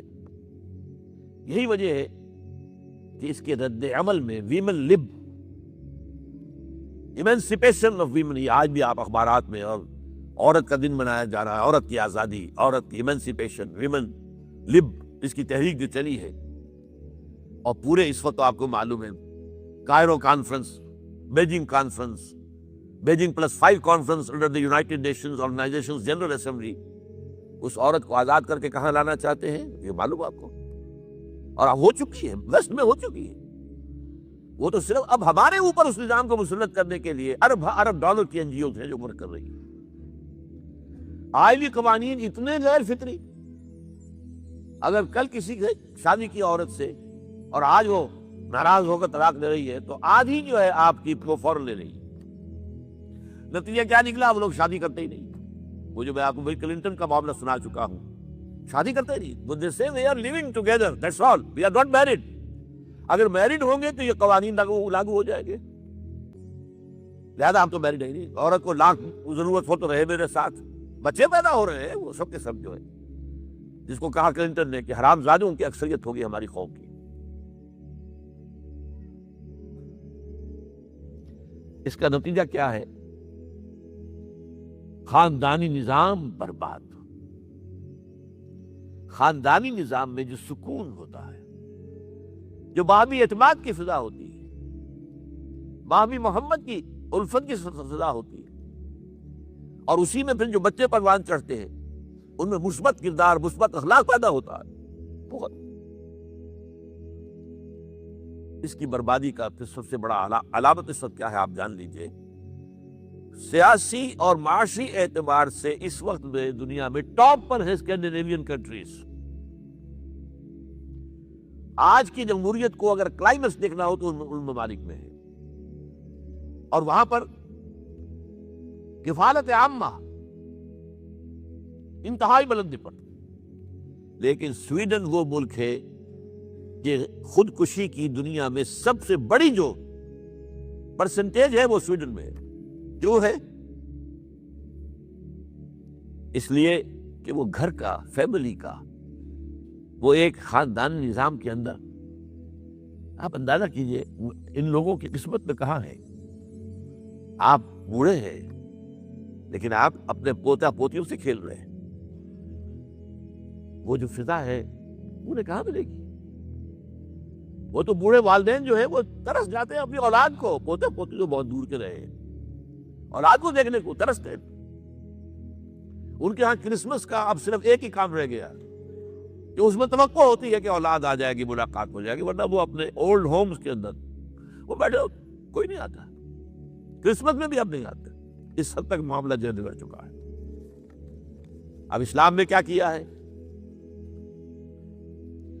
نمبر 1، عورت اور مرد شرف انسانیت میں برابر کے شریک ہیں. بڑے پیارے الفاظ قرآن کے. بعضکم من بعض فاستجاب لهم ربهم انی لا اضیع عمل عامل منکم من ذکر او انثی بعضکم من بعض. تم میں اونچ نیچ کیسے ہو جائے گی؟ تم سب ایک دوسرے میں سے ہو. ایک ہی باپ کے نطفے سے بیٹا بھی ہے، بیٹی بھی ہے. ایک ہی باپ کے نطفے سے اور ایک ہی ماں کے رحم میں بیٹے نے اور بیٹی نے دونوں نے پرورش پائی ہے. How come? عورت نیچے کیسے ہو گئی؟ نیچ کیسے ہو گئی؟ گھٹیا کیسے ہو گئی؟ اور مرد اونچا کیسے ہو گیا؟ اعلیٰ کیسے ہو گیا؟ بڑھیا کیسے ہو گیا؟ اخلاقی، دینی اور روحانی بلندیاں دونوں کے لیے یکساں کھلی ہوئی، یکساں. سورہ احزاب کی آیت نمبر 35 میں 10 اوصاف بیان ہوئے ہیں، برابر تکرار ہوئی. المسلمون والمسلمات والمؤمنون والمؤمنات والقانتون والقانتات، 10 برابر ہے، پیرلل. یہ سارے اوصاف. No mysteries here, no special moon, for high and not for the low. The smoke ascends as high from the heart of a haughty palace as from that of a humble cottage. جیسے دھواں اٹھتا ہے تو چاہے محل کا وہ باورچی خانہ ہو بڑا اور چاہے کٹیا کا، دھواں تو برابر اٹھے گا. لہذا بلندیاں، charities that soothe and health and bless are scattered over the man on the feet of men like flowers. عورت اور مرد دونوں کھلا گلشن ہے اپنی اپنی اپنی بساط کے مطابق. اس لیے فرمایا ہے فالذین ہاجروا واخرجوا من دیارہم واوذوا فی سبیلی وقاتلوا وقتلوا. اور تمام کاموں میں مرد اور عورتیں دونوں شریک تھے. برابر کا حق ملکیت عورت کو دیا، حق تجارت دیا، اور ووٹ کا حق یہ بھی عورت کو دیا. جب معاملہ حضرت عمر رضی اللہ تعالیٰ کے انتقال کے بعد ہو رہا تھا، 6 افراد کی کمیٹی طے کر رہی تھی، اور اس کے بعد معاملہ آ گیا تھا آخر میں عبد الرحمن بن عوف رضی اللہ تعالیٰ عنہ کہ وہ فیصلہ کر لیں. انہوں نے عورتوں سے جا کے رائے لی ہے، بچوں سے پوچھا ہے اسٹریٹس کے اندر. حضرت عثمان، حضرت علی میں سے رضی اللہ تعالیٰ عنہ کیا کیا آ رہا ہے لوگوں. البتہ خاندان کے قیام کے، اب یہ ہے اصل میں وہ توازن جس کا نام ہے. خاندان میں مرد کی قوامیت ہے، الرجال قوامون علی النساء. یہاں عورت مرد کی حاکمیت ہے، عورت اس کے تابع ہے. فالصالحات قانتات حافظات للغیب. نیک بیویاں جو ہے اپنے شوہروں کی تابع دار ہوتی. ظاہر بات ہے نان نفقہ شوہر کے ذمے ہے، شادی میں مہر شوہر نے دیا ہے، تو اس اعتبار سے مرد کا حق. اور اسی سے ظاہر بات ہے کہ اگر کسی ادارے کے 2 برابر کے صدر بن جائے، 2 برابر کا اختیار رکھنے والے چیئرمین ہو جائیں، تو ادارہ تو ختم ہو جائے گا، کیوس ہوگا. قرآن نے اسی لیے تو کہا کہ اگر اللہ کے سوا کوئی اور الہ بھی ہوتا ہے اس کائنات میں لفسدتا، آسمان اور زمین میں فساد رونما ہو جاتا. ایک اللہ. اسی طریقے سے خاندانی نظام کا ایک حاکم. پھر یہ کہ وہ جو شعر اقبال کا میں آپ کو سنا رہا تھا، آدھا ایک مصرع سنایا تھا. الحذر، یہ شیطان کہہ رہا ہے بقول اقبال. الحذر آئین پیغمبر سے 100 بار الحذر، حافظ ناموس زن بردازماں بردافری. پورا نظام ایسا بنا دیا ہے، عورت کی نسوانیت کی حفاظت، اس کی عصمت و عفت کی حفاظت. نسوانیت زن کا نگہباں فقط مرد. یہ نظام، یہ سطر کے احکام، یہ پردے کے احکام، حجاب کے احکام، یہ کس لیے ہے؟ عورت کی حفاظت، اس کی عصمت و عفت کی حفاظت. اور مرد کے لیے چیلنج ہے، you have to earn the livelihood. کمانا تمہیں ہے، خاندان کی سربراہی کی قیمت تمہیں دینی پڑے گی. اچھا اب ایک اور توازن دیکھیے اس خاص طور پر اس آئلی اور معاشرتی نظام میں، بیٹے ورسس بیٹیاں. فطری طور پر یہ ہے کہ بیٹے زیادہ پسند ہیں لوگوں کو، ان سے نام چلتا ہے خاندان کا، لیکن بیٹیوں کا جو مقام بنا دیا ہے، یہ حضرت انس رضی اللہ تعالیٰ عنہ سے 2 حدیثیں ہیں مسلم شریف کے اندر. جس شخص نے 2 بیٹیوں کو پالا پوسا پروان چڑھایا، ان کی تہذیب کی، حضور فرماتے ہیں میں اور وہ آخرت میں اس طرح ہوں گے. یہ مقام ہے بیٹیوں کا. بیٹیوں کا مقام واضح کیا ہے کہ اپنے حبیب کو صرف بیٹیاں دی، بیٹے دیے بھی تو لے لیے. جو کوئی شخص، یہ بھی حدیث کے الفاظ ہیں، زیادہ بیٹیاں کسی کی ہو گئی، اس وجہ سے دنیا کے اندر ایک ابتلا تو ہو جاتی ہے نا، ایک بوجھ تو ہے، ذمہ داری کا بوجھ. اور یہ بیٹیاں اس کے لیے آگ کے مقابلے میں جہنم کی آگ سے ڈھال بن جائے گی. اس سے توازن دیکھیے، باپ اور ماں. قانون باپ کا حق ہے، باپ جو ہے اولاد باپ کی ہے، لیکن ماں کے لیے یہ احادیث موجود ہے. باپ کے مقابلے میں حسن سلوک، ادب ماں کا 3 گنا حدیث سے ثابت ہے. ایک صحابی پوچھتے ہیں کہ میرے حسن سلوک کا اولین مستحق کون ہے؟ فرمایا تمہاری ماں. وہ پوچھتے پھر ان کے بعد؟ تمہاری ماں. پھر ان کے بعد تمہاری ماں. پھر ان کے بعد تمہارا باپ. قرآن مجید میں بھی سورہ لقمان میں موجود ہے، حملتہ امہ وہنا علی وہن وفصالہ فی عامین. یہ جو مشقت تمہاری ماں نے جھیلی ہے، باپ نے تو نہیں جھیلی ہے. اس کی حمل کی شدت شدائی جو برداشت کی ہے، پھر جو تمہیں دودھ پلایا ہے، اپنی توانائیاں اپنے خون سے کثیر کیا وہ دودھ تمہیں پلایا. اس لیے توازن ہے اصل میں. ویسے تو مجموعی خواتین کے لیے خیرکم خیرکم الی نسائکم وانا خیرکم لاہلی. تم میں سے بہترین لوگ وہ ہیں جو اپنی بیویوں کے حق میں بہتر ہیں، اور جان لو کہ میں تم میں سب سے زیادہ بہتر سلوک کرنے والا ہوں اپنی بیویوں کے ساتھ. اب جو مغرب کے اندر معاشرے کی بربادی ہو چکی ہے، اس میں تو یہ باتیں جو ہیں یہ تو خواب و خیال. اب ہمارے یہاں بھی ایلیٹ طبقے کے اندر وہ ساری خرابی آ گئی. پھر بھی ابھی ہمارے ہاں فیملی کا یہ نظام قائم ہے اور یہ معاشرتی ڈھانچہ ابھی بالکل برباد نہیں ہوا. اب آئیے اقتصادیات کی طرف. یہ اللہ کی حکمت اور رسول کا سب سے بڑا احسان. 2 بڑی چیزوں کی حرمت اور 2 اور اس کے تابع اور حرمتیں، ان کو ایک ماسٹر سٹروک سمجھیے کہ پورا اقتصادی نظام صالح ہو جائے گا. اور جو بھی آج دنیا کے اندر کیپٹلزم ہے، اس سرمایہ دارانہ نظام وہ کیوں کامیاب ہوا، کمیونزم کیوں فیل ہوا؟ سرمایہ دارانہ نظام کے اندر کچھ چیزیں ہیں جو فطرت کے مطابق ہے. ذاتی ملکیت، اگر آپ سمجھیں کہ یہ چیز میری ہے، آپ اس کی زیادہ حفاظت کریں گے، زیادہ سنبھال کے رکھیں گے. آپ سمجھیں دکان میری ہے، آپ زیادہ محنت کریں گے. آپ کا اپنا کارخانہ، آپ محنت کر بہتر سے بہتر چیز بنائیں اور کم سے کم قیمت پر مارکیٹ میں لائیں، کمپٹیشن ہوگا. یہ ساری چیزیں ہیں جس کی وجہ سے یہ ہائر اینڈ فائر ہے اور ڈیمانڈ اور سپلائی ہے. کوئی جو ہے وہ مصنوعی جو ہے کنٹرول نہیں ہونے چاہیے. ڈیمانڈ زیادہ ہے، سپلائی کم ہے، قیمتیں بڑھ جائیں گی، بڑھنے دو. ڈیمانڈ کم ہے، سپلائی زیادہ ہوگی، قیمت گر جائے گی، گرنے دو. یہ مارکیٹ فورس سے گرے گا. یہ سب کے سب جائز ہے، لیکن سود حرام، جوا حرام. نمبر 3 منشیات کا کاروبار حرام. نمبر 4 قہوہ گری، پروسٹیٹیوشن حرام. 4 چیزیں نکال دیجئے تو جدید کیپٹلزم جو ہے وہی اسلام کا نظام بن جائے گا. لیکن یہ کام کون کر سکتا؟ یعنی یہ ماسٹر سٹروک ہے سود.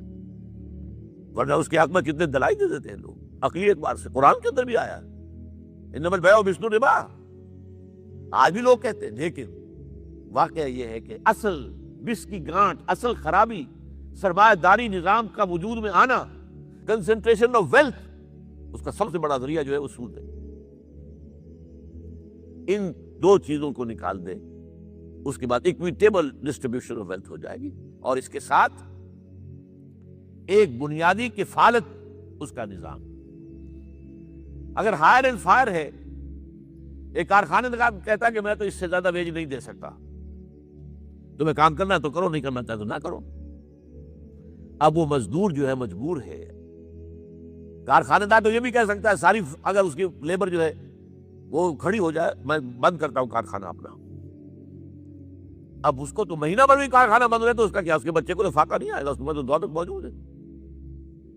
اور غریب مزدور کا 1-2 دن کے معاملہ بھی جو ہے گھر میں فاقہ ہو جائے گا. ہاں اگر اسٹیٹ جو ہے گارنٹی کرے، اگر تم جاب لیس ہوگے تو یہ تمہیں جو ہے سہولتیں جو ہے وہ ریاست کی طرف سے مل جائے گی.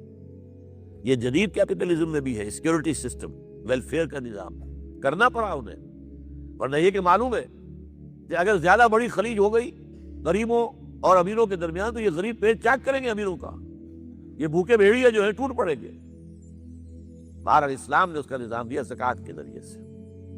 کفالت عامہ، پورا نظام جو ہے وہ پوری ریاست کے اندر کوئی شخص جو ہے بھوکا نہیں سوئے گا، کوئی شخص جو ہے وہ بنیادی ضروریات سے محروم نہیں رہے گا. روٹی کپڑا اور مکان جو بھی ہے بنیادی ضروریات انڈر رائٹ کرتی ریاست. اب آئیے سیاست اور ریاست کے معاملے میں. پہلی بات، اسلام نے ملوکیت کا خاتمہ کیا. جور الملوک، بادشاہوں کا ظلم. چنانچہ رستم جو سپہ سالار تھا افواج ایران کا، اس کے پاس ایک وفد گیا تھا مسلمانوں کا جبکہ وہ جنگ ہو رہی تھی ایران کے ساتھ. رستم نے ایک سوال کیا اور بہت ذہانت پر مبنی سوال تھا. آپ لوگ پہلے بھی آیا کرتے تھے، لوٹ مار کر کے چلے جایا کرتے تھے. یہ ہوتا ہے، ایک سیٹلڈ سیویلائزیشن ہوتی ہے میدانی علاقہ، ایک ہوتے ہیں صحرا یا پہاڑی جہاں پر وہ معیشت کا سامان نہیں ہے. تو یہ صحرائی آئے، انہوں نے لوٹ مار کی، لے کے چلے گئے. وہ پہاڑی لوگ آئے، اترے، انہوں نے لوٹ مار کی، چلے گئے. تم پہلے آیا کرتے تھے، چلے جاتے تھے، اب تم ہمارا پیچھا نہیں چھوڑ رہے، جان نہیں چھوڑ رہے، اس کی وجہ کیا ہے؟ اس کا جواب دیا ہے جو قائد تھے اس وفد کے، انا قد ارسلنا.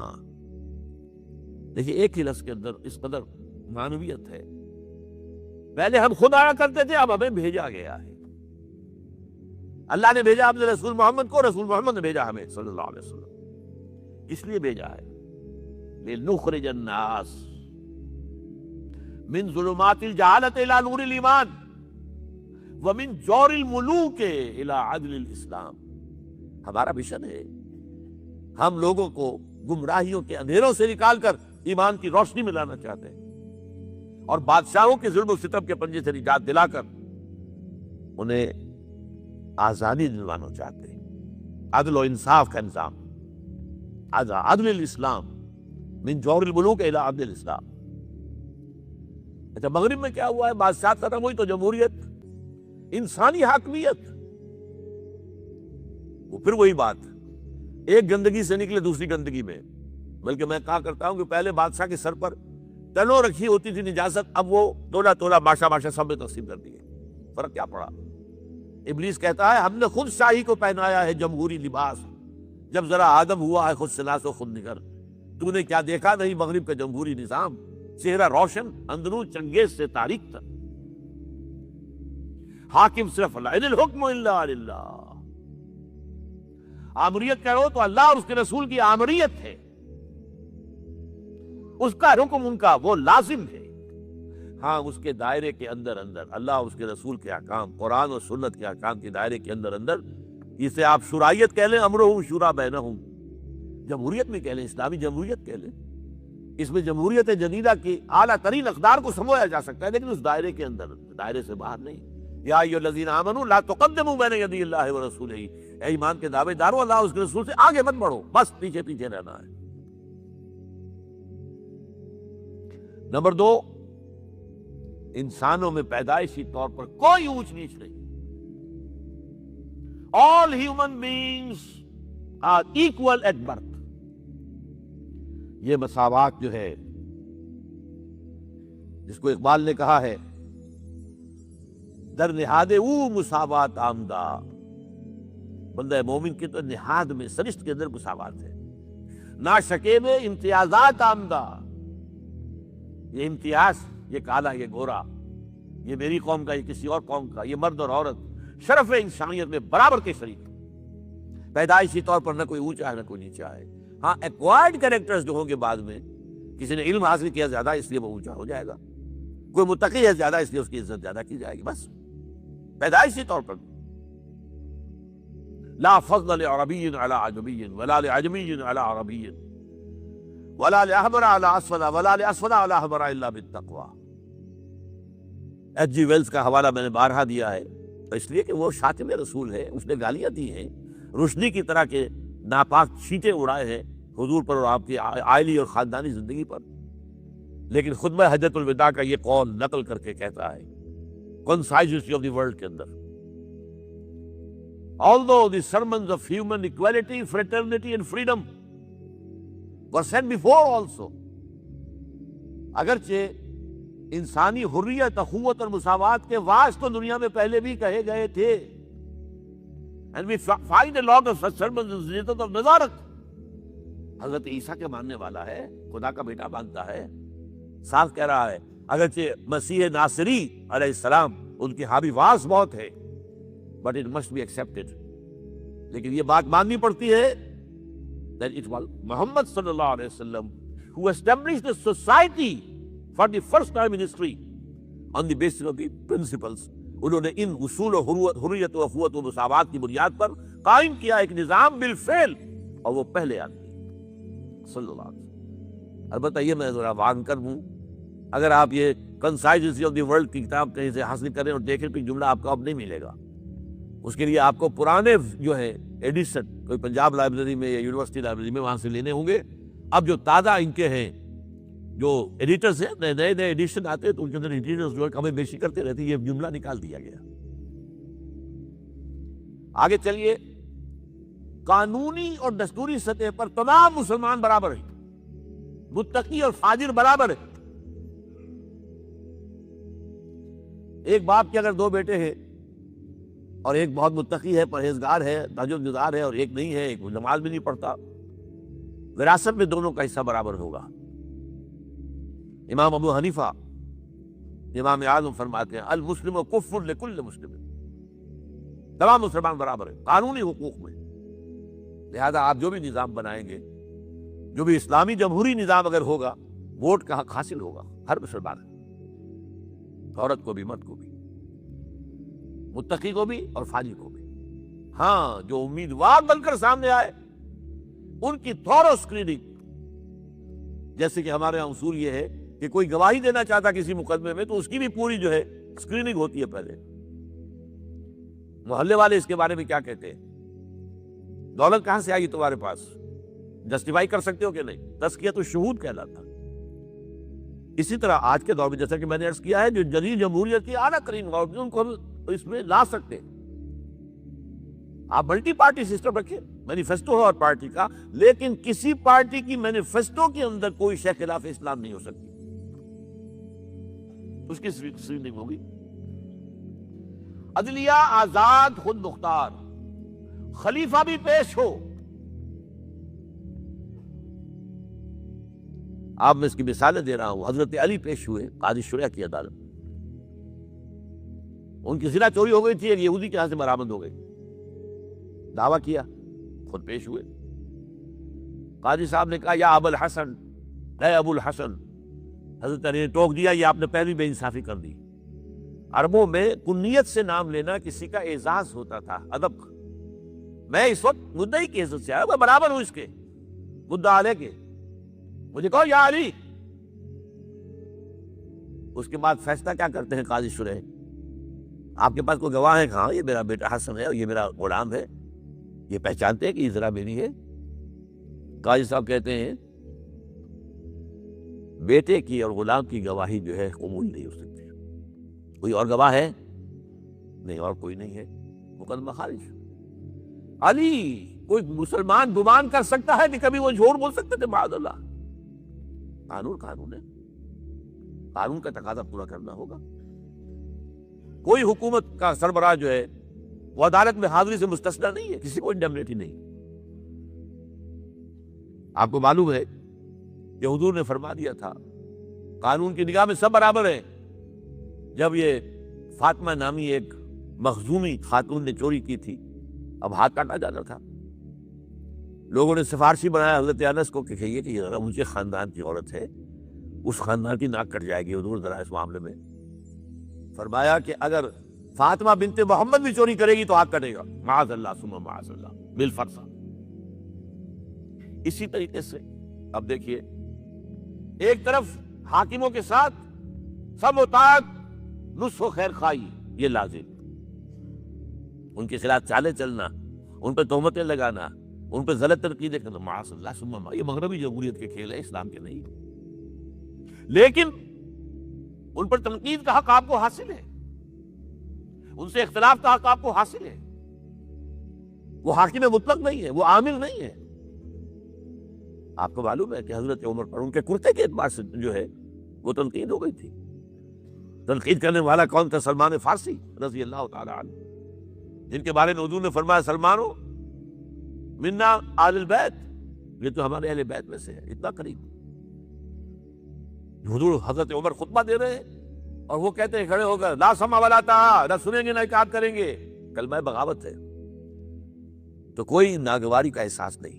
مجمع آپ میں بات ہو رہی ہے کہ کیا بات ہے، یہ جو کرتا آپ نے پہنا ہے یہ ان یمنی چادروں سے بنا ہے جو مال غنیمت میں آئی تھی، اور جتنی ٹکڑا جو ہے ہر مسلمان کو ملا، اس سے کرتا نہیں بنتا، اور آپ ہیں بھی طویل القامت، آپ کا کرتا کیسے بن گیا؟ فرماتے ہیں عبداللہ سے، اپنے بیٹے سے، عبداللہ بن عمر رضی اللہ تعالیٰ عنہ، عبداللہ تم وضاحت کر دو. کو کھڑے ہو کے کہتے ہیں نہ میرا کرتا بن رہا تھا نہ ابا جان کا، میں نے اپنے حصے کا کپڑا ابا جان کو دیا ہے، اس سے یہ کرتا بنا. الآن نسمع ونطیع، بس اب اس کے بعد آپ فرمائیے، آپ جو کہیں گے سنیں گے اور اطاعت کریں گے. یہ متوازن نظام، نہ ڈکٹیٹوریت ہے کہ کوئی بول نہیں سکتا. تم اور حاکم وقت پر تنقید کر رہے ہیں اور بڑبڑا کر رہے ہو. ایک عورت پکڑ لیتی ہے حضرت عمر کو رضی اللہ تعالیٰ عنہ. حضرت عمر نے آرڈیننس نافذ کر دیا تھا کہ اتنے سے زیادہ، اتنی رقم سے زیادہ مہر نہیں رکھا جا سکتا. کہ عمر تم کون ہوتے ہو ہمارے حق کے اوپر پابندی لگانے والے، جب قرآن میں ہے وَآتَيْتُمْ إِحْدَاهُنَّ قِنْطَارًا، چاہے تم نے اپنی کسی بیوی کو ڈھیروں سونا دیا ہو تب بھی طلاق کی شکل میں واپس نہیں لے سکتے. قرآن قنطار کہہ رہا ہے، آپ کون روکنے والے؟ اور حضرت عمر فرماتے ہیں آج ایک عورت نے عمر کو دین سکھایا، آرڈیننس واپس. اسی طریقے کا معاملہ حضرت عمر کا یہ اجتہاد تھا کہ یہ جو زمینیں اتنی بڑی بڑی جو ہے، سواد، عراق، ایران، مصر، سب فتح ہو گئے، چند ہزار صحابہ. اب مطالبہ یہ تھا کہ یہ مال غنیمت ہمارے اندر تقسیم کر دیجیے. جیسے حضور نے غزوہ خیبر میں جو زمینیں تھیں یہودیوں کی وہ مجاہدین میں تقسیم کر دی تھی. دلیل موجود، دلیل بھی سنت رسول سے ہے صلی اللہ علیہ وسلم. حضرت عمر کی حکمت کچھ اور کہہ رہی ہے. یہ بات کو میں اپنے انداز سے کہہ رہا ہوں کہ اگر ایسا ہو گیا تو تاریخ انسانی کی سب سے بڑی جاگیرداری قائم ہو جائے گی. کتنے بڑے بڑے رقبے جو ہے صحابہ کو مل جائے گا. لیکن انہوں نے جو بات بیان کی وہ یہ تھی اگر یہ سارا تقسیم ہو گیا تو بعد میں آنے والوں کے لیے کیا رہے گا، اور جو فوجیں اب ہمیں پورے نظام کے لیے رکھنی پڑے گی ان کو کون سپورٹ کرے گا، ان کے لیے کہاں سے خرچہ آئے گا. تو انہوں نے طے کیا کہ یہ مال جو ہے مال فے ہے، یہ بیت المال کا ہے. جو مال غنیمت ہے وہ صرف وہ ہوگا جو عین محاذ پر حاصل ہوا ہے، ہتھیار ہیں یا بھیڑیں بکریاں ہیں اور جانور ہیں، یا وہاں پر جو پکڑے جائیں گے قیدی وہ غلام ہوں گے، وہاں پر اگر عورتیں ہوں گی پکڑی جائیں گی، کنیزیں ہوں گی. یہ نہیں کہ پورے ملک جو ہے وہ غلام بنا دیے جائیں اور پورے ملک کی جو زمینیں تقسیم کر دی جائیں. بعض صحابہ کھڑے ہو گئے نہیں. اب حضرت عمر نے ٹریبونل قائم کیا ہے. 5 صحابہ اوس میں سے، 5 خزرج میں سے، بیٹھ جائیے. وہاں اپنا بھی وہ پیش کیا نقطہ نظر، باقی انہوں نے بھی کیا. وہ ٹریبونل نے فیصلہ کیا کہ عمر کی رائے صحیح ہے رضی اللہ تعالیٰ. یہ نظام سید القوم خادمہم، یا اگر کوئی کہتا، اگر یہ مثالیں نہ ہوتی تو کہتے کیا تمہارا دماغ خراب ہوا ہے، یہ شاعری تو تم نے اچھی کر دی ہے، سید القوم خادمہم کبھی ہوا ہے؟ لیکن عمر نے بڑھ کے دکھایا ہے. رات کے گشت پر ہے اور ایک عورت کے کرانے کی آواز آئی ہے، معلوم ہوا کہ درد ذیل میں مبتلا ہے، کوئی اس کے اٹینڈ کرنے والی کو خاتون نہیں ہے. گھر سے گئے ہیں، فرسٹ لیڈی اپنی اہلیہ کو لے کر آئے ہیں، انہوں نے اٹینڈ کیا ہے، اور اس کے بعد بچہ ہو گیا تو اندر سے ان کی اہلیہ کا امیر المومنین مبارک ہو بیٹا ہوا ہے. ایک اور دفعہ اسی طریقے سے گشت پر تھے، ایک گھر میں سے بچوں کے رونے کی آواز آئی، معلوم کیا کہ ایک خاتون ہے اور بچے ہیں، کھانے کو کچھ ہے نہیں۔ اس خاتون نے کہا میں نے یہ آگ کے اوپر جو ہے ہانڈی رکھی اس میں پانی ہے اور بچوں کو میں بہلا رہی ہوں تو کچھ پک رہا ہے، ٹھہرو ذرا صبر کر لو، اس طرح سو جائیں گے بھوکے۔ کانپ گئے حضرت عمر، گئے بیت المال سے اور بوری گندم کی لے کر اپنے کندھے پر، اپنے غلام سے کہا میرے کندھے پر رکھو، اس نے کہا میں نہیں چلتا ہوں حضور، نہیں، قیامت کے دن تم میرا بوجھ نہیں اٹھا سکو گے۔ اور وہ اپنے کندھے پر لاد کر لائے ہیں اور وہاں کھانا تیار کروایا، بچوں کو کھلایا ہے۔ یہ نظام، یہ ہے رحمت للعالمینی کا مظہر۔ یہ جان لیجیے سیرت محمدی صلی اللہ علیہ وسلم کے جب آپ مطالعہ کرتے ہیں کہ وہ سارا انقلابی جدوجہد کا دور ہے، اس میں ابھی نظام کی جو خوبیاں ہیں وہ پورے طور پر سامنے نہیں آئی تھی۔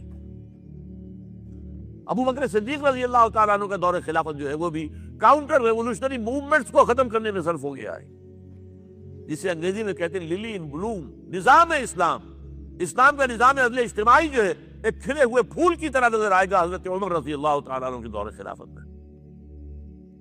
مساوات کا اندازہ کر سکتے کوئی؟ خلیفہ وقت سفر کر رہا ہے بیت المقدس کا، کتنے کئی سو میل، میرے کم سے کم 500 میل تو ہوگا مدینے سے بیت المقدس۔ ایک اونٹنی ہے، ایک خادم ساتھ ہے، اسی اونٹنی کے اوپر راشن بھی ہے راستے کا، لہذا ایک وقت میں ایک آدمی سوار ہو سکتا ہے، دو نہیں۔ ایک منزل خلیفہ اوپر بیٹھے ہیں اور خادم آگے چل رہا ہے نکیل پکڑ کر، ایک اگلی منزل میں خادم اوپر بیٹھا ہے اور خلیفہ آگے جو ہے نکیل پکڑ کر چل رہے ہیں۔ جب آخری منزل آئی تو وہ خادم کی باری تھی اوپر بیٹھنے کی، اس نے ہاتھ جوڑ دیے کہ خدا کے لیے لوگ کیا کہیں گے، مجھے کہیں گے تمہاری یہ جرت؟ فرمایا نہیں، الدور دورک، نہیں، یہ تو حساب کا معاملہ ہے، میتھمیٹکس کا معاملہ ہے، یہ تمہاری باری ہے، بیٹھو۔ یہ بلندیاں، یہ عظمتیں، یہ عدل، یہ انصاف، اور پھر یہ کہ بوریا نشین، کوئی محل نہیں۔ ایک آیا ایرانی مدینے میں چکر لگایا، کوئی انہیں محل نظر نہیں آیا، اسے پوچھا اینا ملککم، تمہارا بادشاہ کہاں ہے؟ جواب دیا گیا لیس لنا ملک ولنا امیر، ہمارا کوئی ملک نہیں ہے، بادشاہ نہیں ہے، ہمارا امیر ہے۔ کہاں ہے تمہارا امیر بھائی؟ وہ بیت المال کے کچھ اونٹ گم ہو گئے تھے، سب تلاش کر چکے، نہیں ملا، ہمارا خلیفہ خود گیا ہے۔ کسی کو ساتھ لے کر گیا ہوگا آئیڈینٹیفیکیشن کے لیے، تو دیکھا دوپہر ہو گئی تھی، دھوپ تیز ہو گئی تھی، حضرت عمر اپنے درے کو اپنے گردن کے نیچے رکھ کر ایک درخت کی چھاؤں میں آرام کر رہے، نہ کوئی باڈی کارڈ ہے، نہ کوئی محافظ ہے۔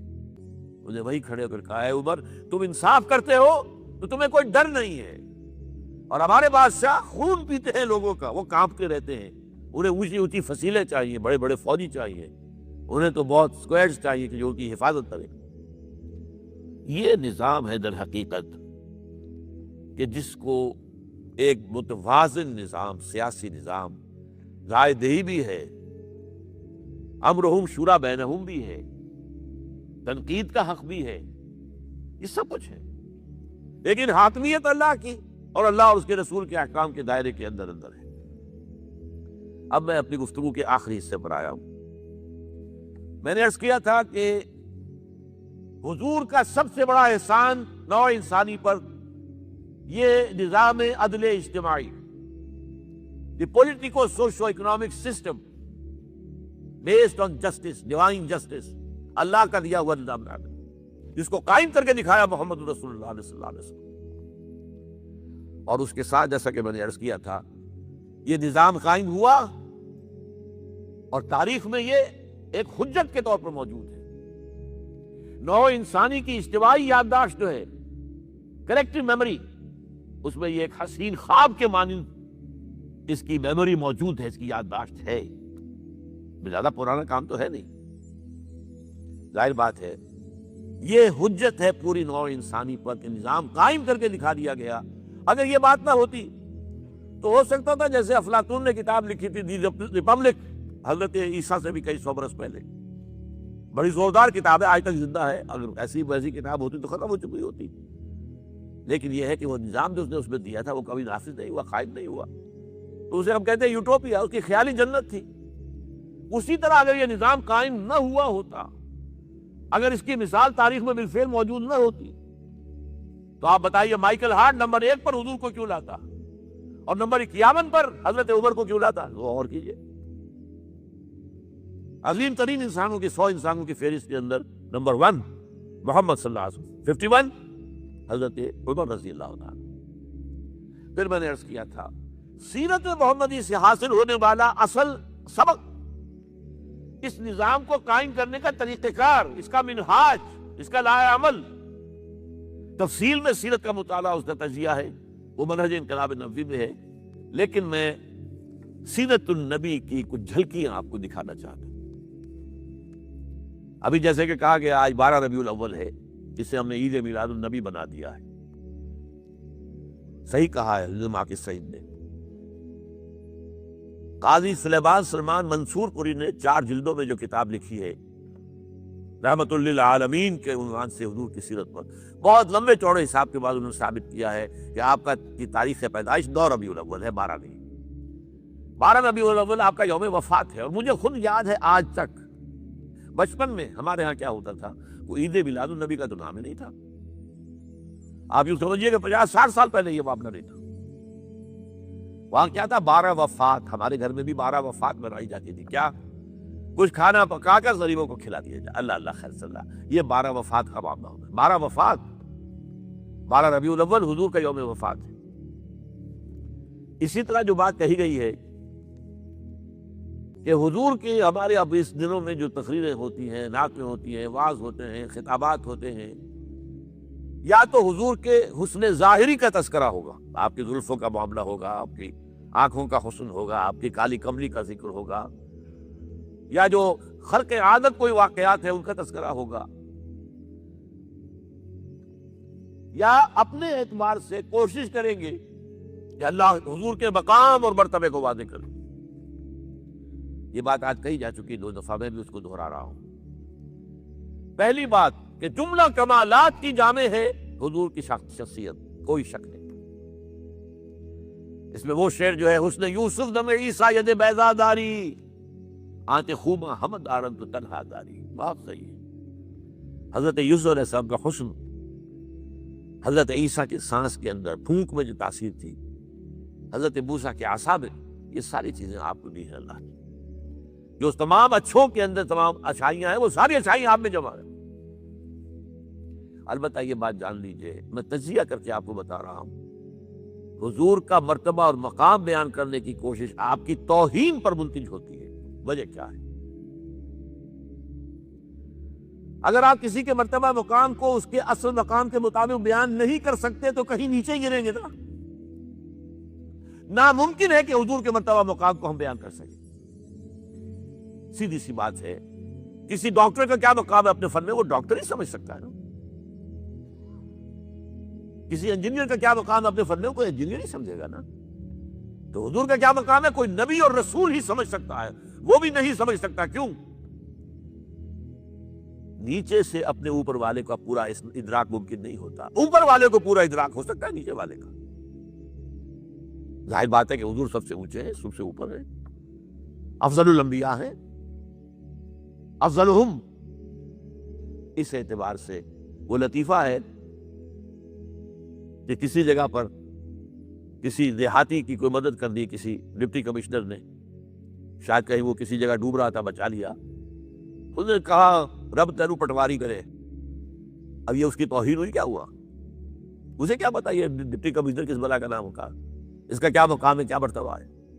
تو حضور کے مرتبہ اور مقام کو کسی درجے میں جاننے والے صرف انبیاء ہیں، کلی طور پر جاننے والے صرف اللہ کی ذات ہے اور کوئی. آپ بیان کریں گے تو کہیں نہ کہیں نیچے رہ جائیں گے. آپ کو کیا پتا، یہ جو آپ فرماتے ہیں کہ میں اپنے رب کے پاس رات گزارتا ہوں، ابھی تو عند ربی وہ یطعمنی و یسقین، وہ مجھے کھلاتا ہے پلاتا ہے. میں اور آپ سمجھ سکتے ہیں کچھ؟ شب معراج میں جو مشاہدات ہوئے ہم سمجھ سکتے ہیں. لقد رأى من آیات ربہ الکبریٰ، بس ختم. اذ یغشی السدرۃ ما یغشی، جبکہ اس بیری کے درخت کو ڈھانپے ہوئے تھا جو ڈھانپے ہوئے تھا. تم نہیں جان سکتے کیا ڈھانپے ہوئے تھا. کیا بیان کریں گے آپ؟ حضور کا مشاہدہ کیا تھا وہاں؟ اگر ہمارے لیے کسی درجے میں بھی اس کا ادراک و فہم ممکن ہوتا تو وہ اللہ بیان کرتا، اذ یغشی السدرۃ ما یغشی، جبکہ اس بیری کے درخت کو ڈھانپے ہوئے تھا جو ڈھانپے ہوئے تھا، بس تم نہیں جان سکتے۔ اس اعتبار سے شیخ سعدی کے بھی یہ ربائی جو ہے مبنی بر حق ہے 100%۔ یا صاحب الجمال و یا سید البشر من وجہک المنیر لقد نور القمر، اے جمال اور کمال والے اور اے سید البشر، تمام انسانوں کے سردار، آپ کے چہرے انور کی روشنی ہی سے چاند کو روشنی ملی ہے۔ لا یمکن الثناء کما کان حقہ، ممکن ہی نہیں ہے آپ کی ثنا جتنا کہ اس کا حق ہے۔ یہ بات میں نے بیان کی ہے، آپ نے شعر کے انداز میں پہلے سنی ہوگی، لیکن میں نے اس کا تجزیہ کر کے بتا، ممکن ہی نہیں ہے کسی انسان کے لیے کہ حضور کے مقام اور مرتبے کو بیان کر سکے۔ جو کوشش کرتا ہے جرأت کر رہا ہے، جسارت کر رہا ہے، کہیں نہ کہیں توہین کا مرتکب ہو جائے گا۔ ہاں، بحیثیت بشر ہم پہچان سکتے ہیں حضور باپ کیسے تھے، حضور شوہر کیسے تھے، یہ ہمیں سمجھ میں آ جائے گا۔ حضور حاکم کیسے تھے، حضور منصف کیسے تھے، حضور سپہ سالار کیسے تھے۔ تمام جو بھی حیثیتیں ہو سکتی ہیں دنیا میں انسان کی، وہ تمام حیثیتیں جمع ہیں حضور کی ذات کے اندر۔ داعی بھی ہیں، مبلغ بھی ہیں، معلم بھی ہیں، مربی بھی ہیں، مزکی بھی ہیں، سپہ سالار بھی ہیں، صدر مملکت بھی ہیں، کیا نہیں ہے؟ ہر ایک کے لیے اسوہ ہے، ہر ایک کے لیے اسوہ ہے۔ صرف ایک نوٹ کر لیجیے، نقطہ آ گیا ہے ضمنی طور پر، آپ کے اسوے میں ایک خلا ہے صرف۔ آپ کہیں گے میں توہین کر رہا ہوں، بات سمجھ لیجیے میری۔ ایک عورت کے لیے اس کی نسوانی زندگی کے لیے اسوہ حضور کی ذات میں نہیں، یہ خلا۔ یہی وجہ ہے، یہی سورہ مبارکہ احزاب جس میں یہ آیت آئی ہے، لقد کان لکم فی رسول اللہ اسوۃ حسنہ، وہاں آپ کی ازواج کو قرار دیا گیا ہے، مسلمان خواتین کے لیے۔ اصل میں اسوہ وہ ہے، یا نساء نبی لستن کاحد من النساء، تم عام عورتوں کے مانند نہیں ہو۔ یہ حضور کا اسوہ جو ہے، جو ازواج مطہرات کے ذریعے سے ایک خواتین کا اسوہ جو ہے وہ امت کو ملا ہے۔ باقی کوئی انسان جس حیثیت میں بھی ہو، آپ اندازہ کیجئے، 5 وقتہ امام بھی مسجد نبوی کے محمد ہیں اور خطیب بھی محمد ہے صلی اللہ علیہ وسلم۔ آج ہمارے ہاں 5 وقتہ امام کوئی اور ہوتا ہے، بڑی مسجدوں میں خاص طور پہ مغرب عشاء اور فجر کے اور ہوتے ہیں، ظہر اثر کو ایسے رکھاتے ہیں، اور یہ خطیب صاحب تو ظاہر بات ہے، خطیب تو خطیب صاحب ہے، وہ تو جمعے کو آئے گی، اللہ اللہ خیر سمجھ۔ وہاں یہ ہے کہ 5 وقتہ امام بھی ہیں اور آپ خطیب بھی ہیں، مدرس بھی ہیں، معلم بھی ہیں، مربی بھی ہیں، مزکی بھی ہیں۔ اور آپ نے دیکھا ہوگا ہمارے ہاں جو مشائخ ہوتے ہیں وہ تو نماز باجماعت میں بھی شریک نہیں ہوتے، وہ تو پتہ نہیں کس کیفیت میں کہاں جو ہے وہ نماز پڑھتے ہیں، علیحدہ پڑھتے ہیں تو علیحدہ پڑھتے، ورنہ وہ تو یہ کہ ہر وقت جو ہے وہ ایک خاص استغراق میں رہتے ہیں۔ اس حوالے سے یا صاحب الجمال و یا سید البشر من وجہک المنیر لقد نور القمر لا یمکن الثناء کما کان حقہ، بعد از خدا بزرگ کوئی اس سے مختصر۔ اور یہی بات غالب نے، مرزا ایوب بیگ صاحب نے آپ کو سنائی، غالب ثنائے خواجہ بے یزداں گذاشتیم، اے غالب ہم نے محمد صلی اللہ علیہ وسلم کی ثنا جو ہے وہ اللہ کے حوالے کر دی ہے، ہمارے بس کا روگ نہیں ہے۔ غالب ثنائے خواجہ بے یزداں گذاشتیم، کہاں ذات پاک، کہاں یہ کہ آن کا مخفف بن جاتا ہے عربی میں، کہاں کہ آن، کہاں ذات پاک مرتبہ دان محمد است، کہ وہی ذات پاک ہے جو محمد کے مرتبے سے واقف ہے اور کوئی نہیں جان سکتا۔ وہی بات میں نے اس کو بذات سے آپ کے سامنے رکھا۔ اب ذرا وہ جو میں نے بتایا کہ تمام محاسن جو ہے آپ کی ذات میں جمع ہے، اس کا پیرل ایک فقرہ اور سن لیجئے۔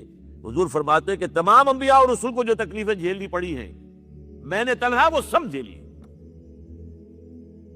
ان کا کہیں ذکر نہیں ہوتا، بدقسمتی سے کہیں ذکر نہیں ہوتا، کہیں ذکر نہیں۔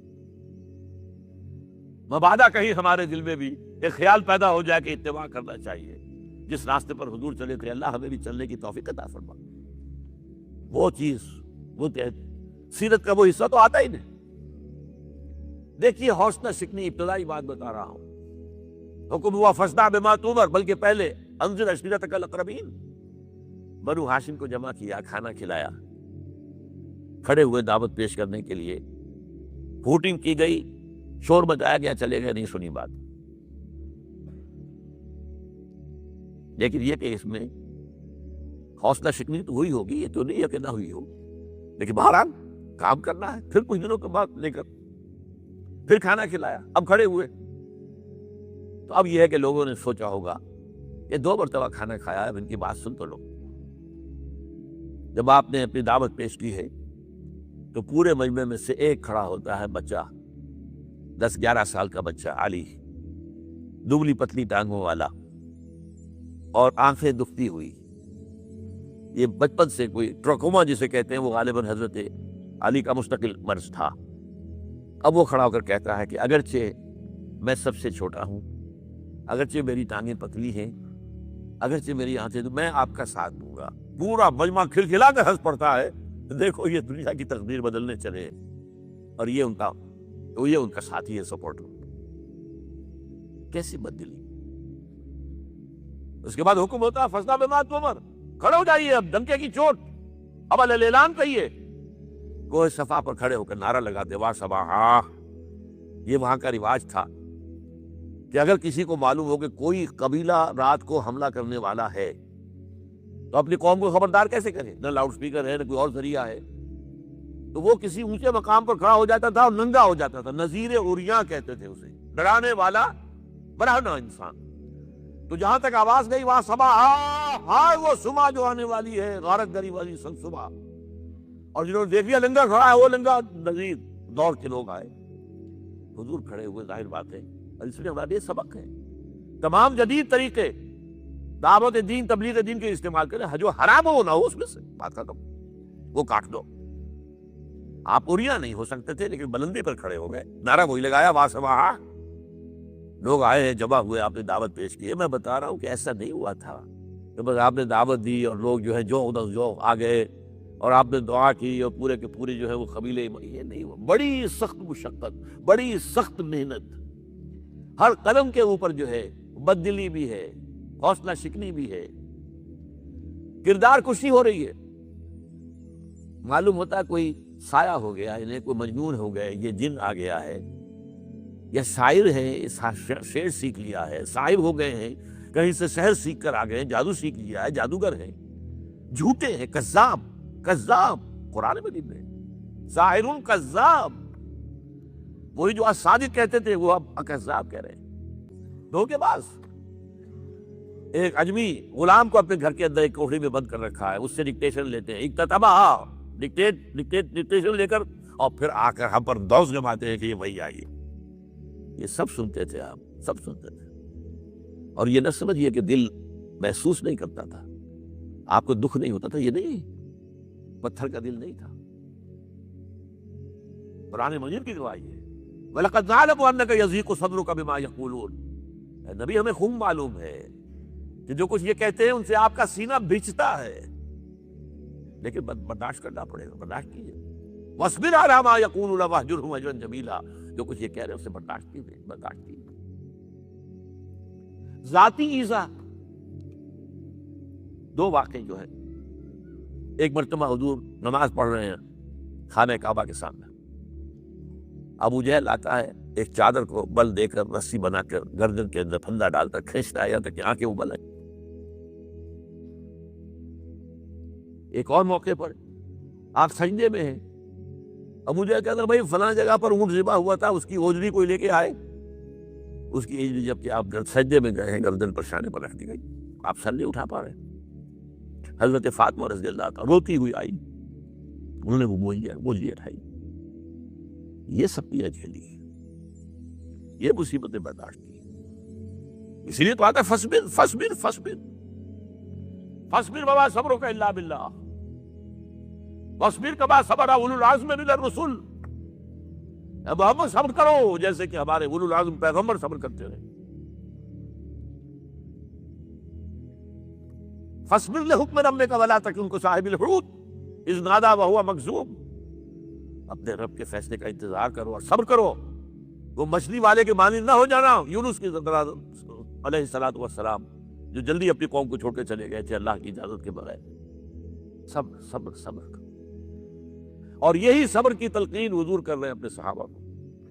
دیکھیے یہ بھی ایذا ہے حضور کے لیے، آپ کے جانثاروں پر جو پہاڑ کوڑے جا رہے ہیں، ویسی سختی آپ پر نہیں ہو سکتی تھی، آپ بنو ہاشم کے فرد تھے. وہ تو 2 مرتبہ جو وہ جسارت کر دی وہ بھی حیرت ہوتی ہے مجھے کیسے کر لی، ورنہ قبائلی زندگی کے اندر تو یہ چیزیں جو ہے بڑی حساس ہوتی ہیں. ہاں غلام تھے بیچارے یا نوجوان تھے، نوجوانوں پر بزرگوں کو خود ہی حق حاصل ہوتا ہے جو چاہے کرے، اور غلام تو ملکیت ہوتا ہے، زندہ ذبح کر دے تبھی کوئی پوچھنے والا نہیں.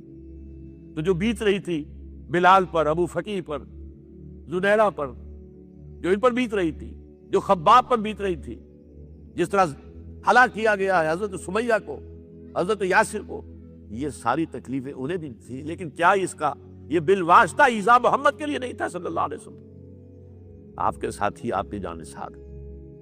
لیکن آپ ان سے بھی کیا کہیں، فصبروا فصبروا فصبروا. جب ابو جہل بدترین ٹارچر کر رہا تھا حضرت سمیہ اور حضرت یاسر کو رضی اللہ تعالیٰ عنہما، آپ کے علم میں ہے کیسے ایسے ٹارچر کیے؟ جوان بیٹے کو باندھ دیا ایک ستون کے ساتھ، اس کے نگاہوں کے سامنے برہدر کیا ہے ماں کو.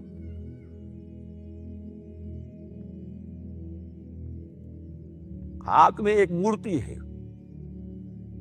جب تنگ آ گیا ستا کر تنگ کر کے مار کے حضرت سمیہ ٹس سے مس نہیں ہو رہی، کہتا ہے تم ایک دفعہ کہہ دو سمیہ کہ ہاں اس مورتی میں بھی کچھ ہے، میں تمہیں چھوڑ دوں. انہوں نے تھوک دیا، برچھا مارا ہے شرمگاہ کے اندر.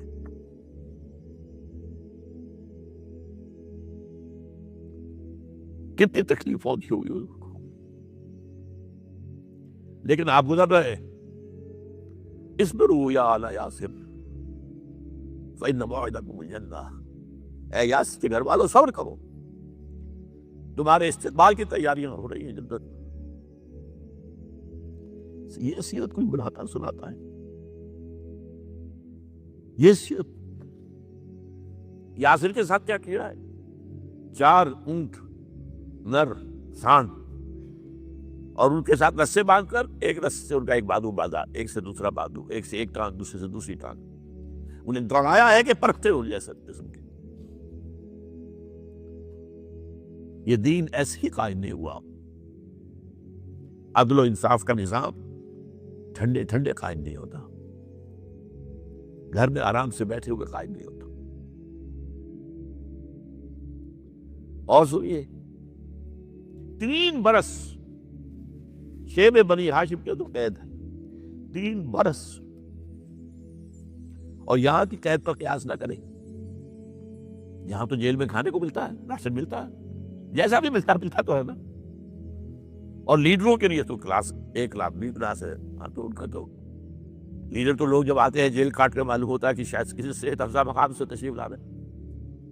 وہاں کیا تھا؟ Totally boycott. ایک گھاٹی، ادھر پہاڑ ادھر پہاڑ، دونوں طرف جو ہے پہرے، کوئی کھانے پینے کی چیز اندر نہیں جائے گی. اور پورا خاندان بنی ہاشم، وہ بھی کہ جو ایمان نہیں لائے، وہ قبائلی زندگی تھی نا. بنو ہاشم چونکہ حضور کو پشت پناہی چھوڑنے کو تیار نہیں ہوئے، ابو طالب نے آخری وقت تک بھی ساتھ نہیں چھوڑا. ہاں آخری وقت کے قریب ایک بات ہو گئی تھی. ایک مرتبہ تو ہوا کہ وفد آیا ہے قریش کا کہ اپنے بھتیجے کو روک لو، وہ ہمارے معبودوں کی توہین کرتا ہے. ابو طالب نے بلایا اور آپ سے کہا کہ یہ کچھ اپنے رویے کو بدلے. آپ نے فرمایا اعتزان، اب تو چاہیے میرے ایک ہاتھ پر سورج اور دوسرے پر چاند رکھ دے، میں اپنے اس مشن کو چھوڑ نہیں سکتا. یہ ہے استقامت. اور ابو طالب کے عین انتقال کے وقت معاملہ ہوا، جب وفد آیا ہے کہ ٹھیک ہے اب ہمارا جو ہے صبر کا پیمانہ لبریز ہو گیا ہے، اب ٹھیک ہے آ جاؤ میدان میں، تم بھی ساتھ چھوڑنے کو تیار نہیں ہو. ابو طالب نے بلایا حضور کو، بھتیجے مجھ پر اتنا بوجھ نہ ڈالو جو میں برداشت نہ کر سکوں.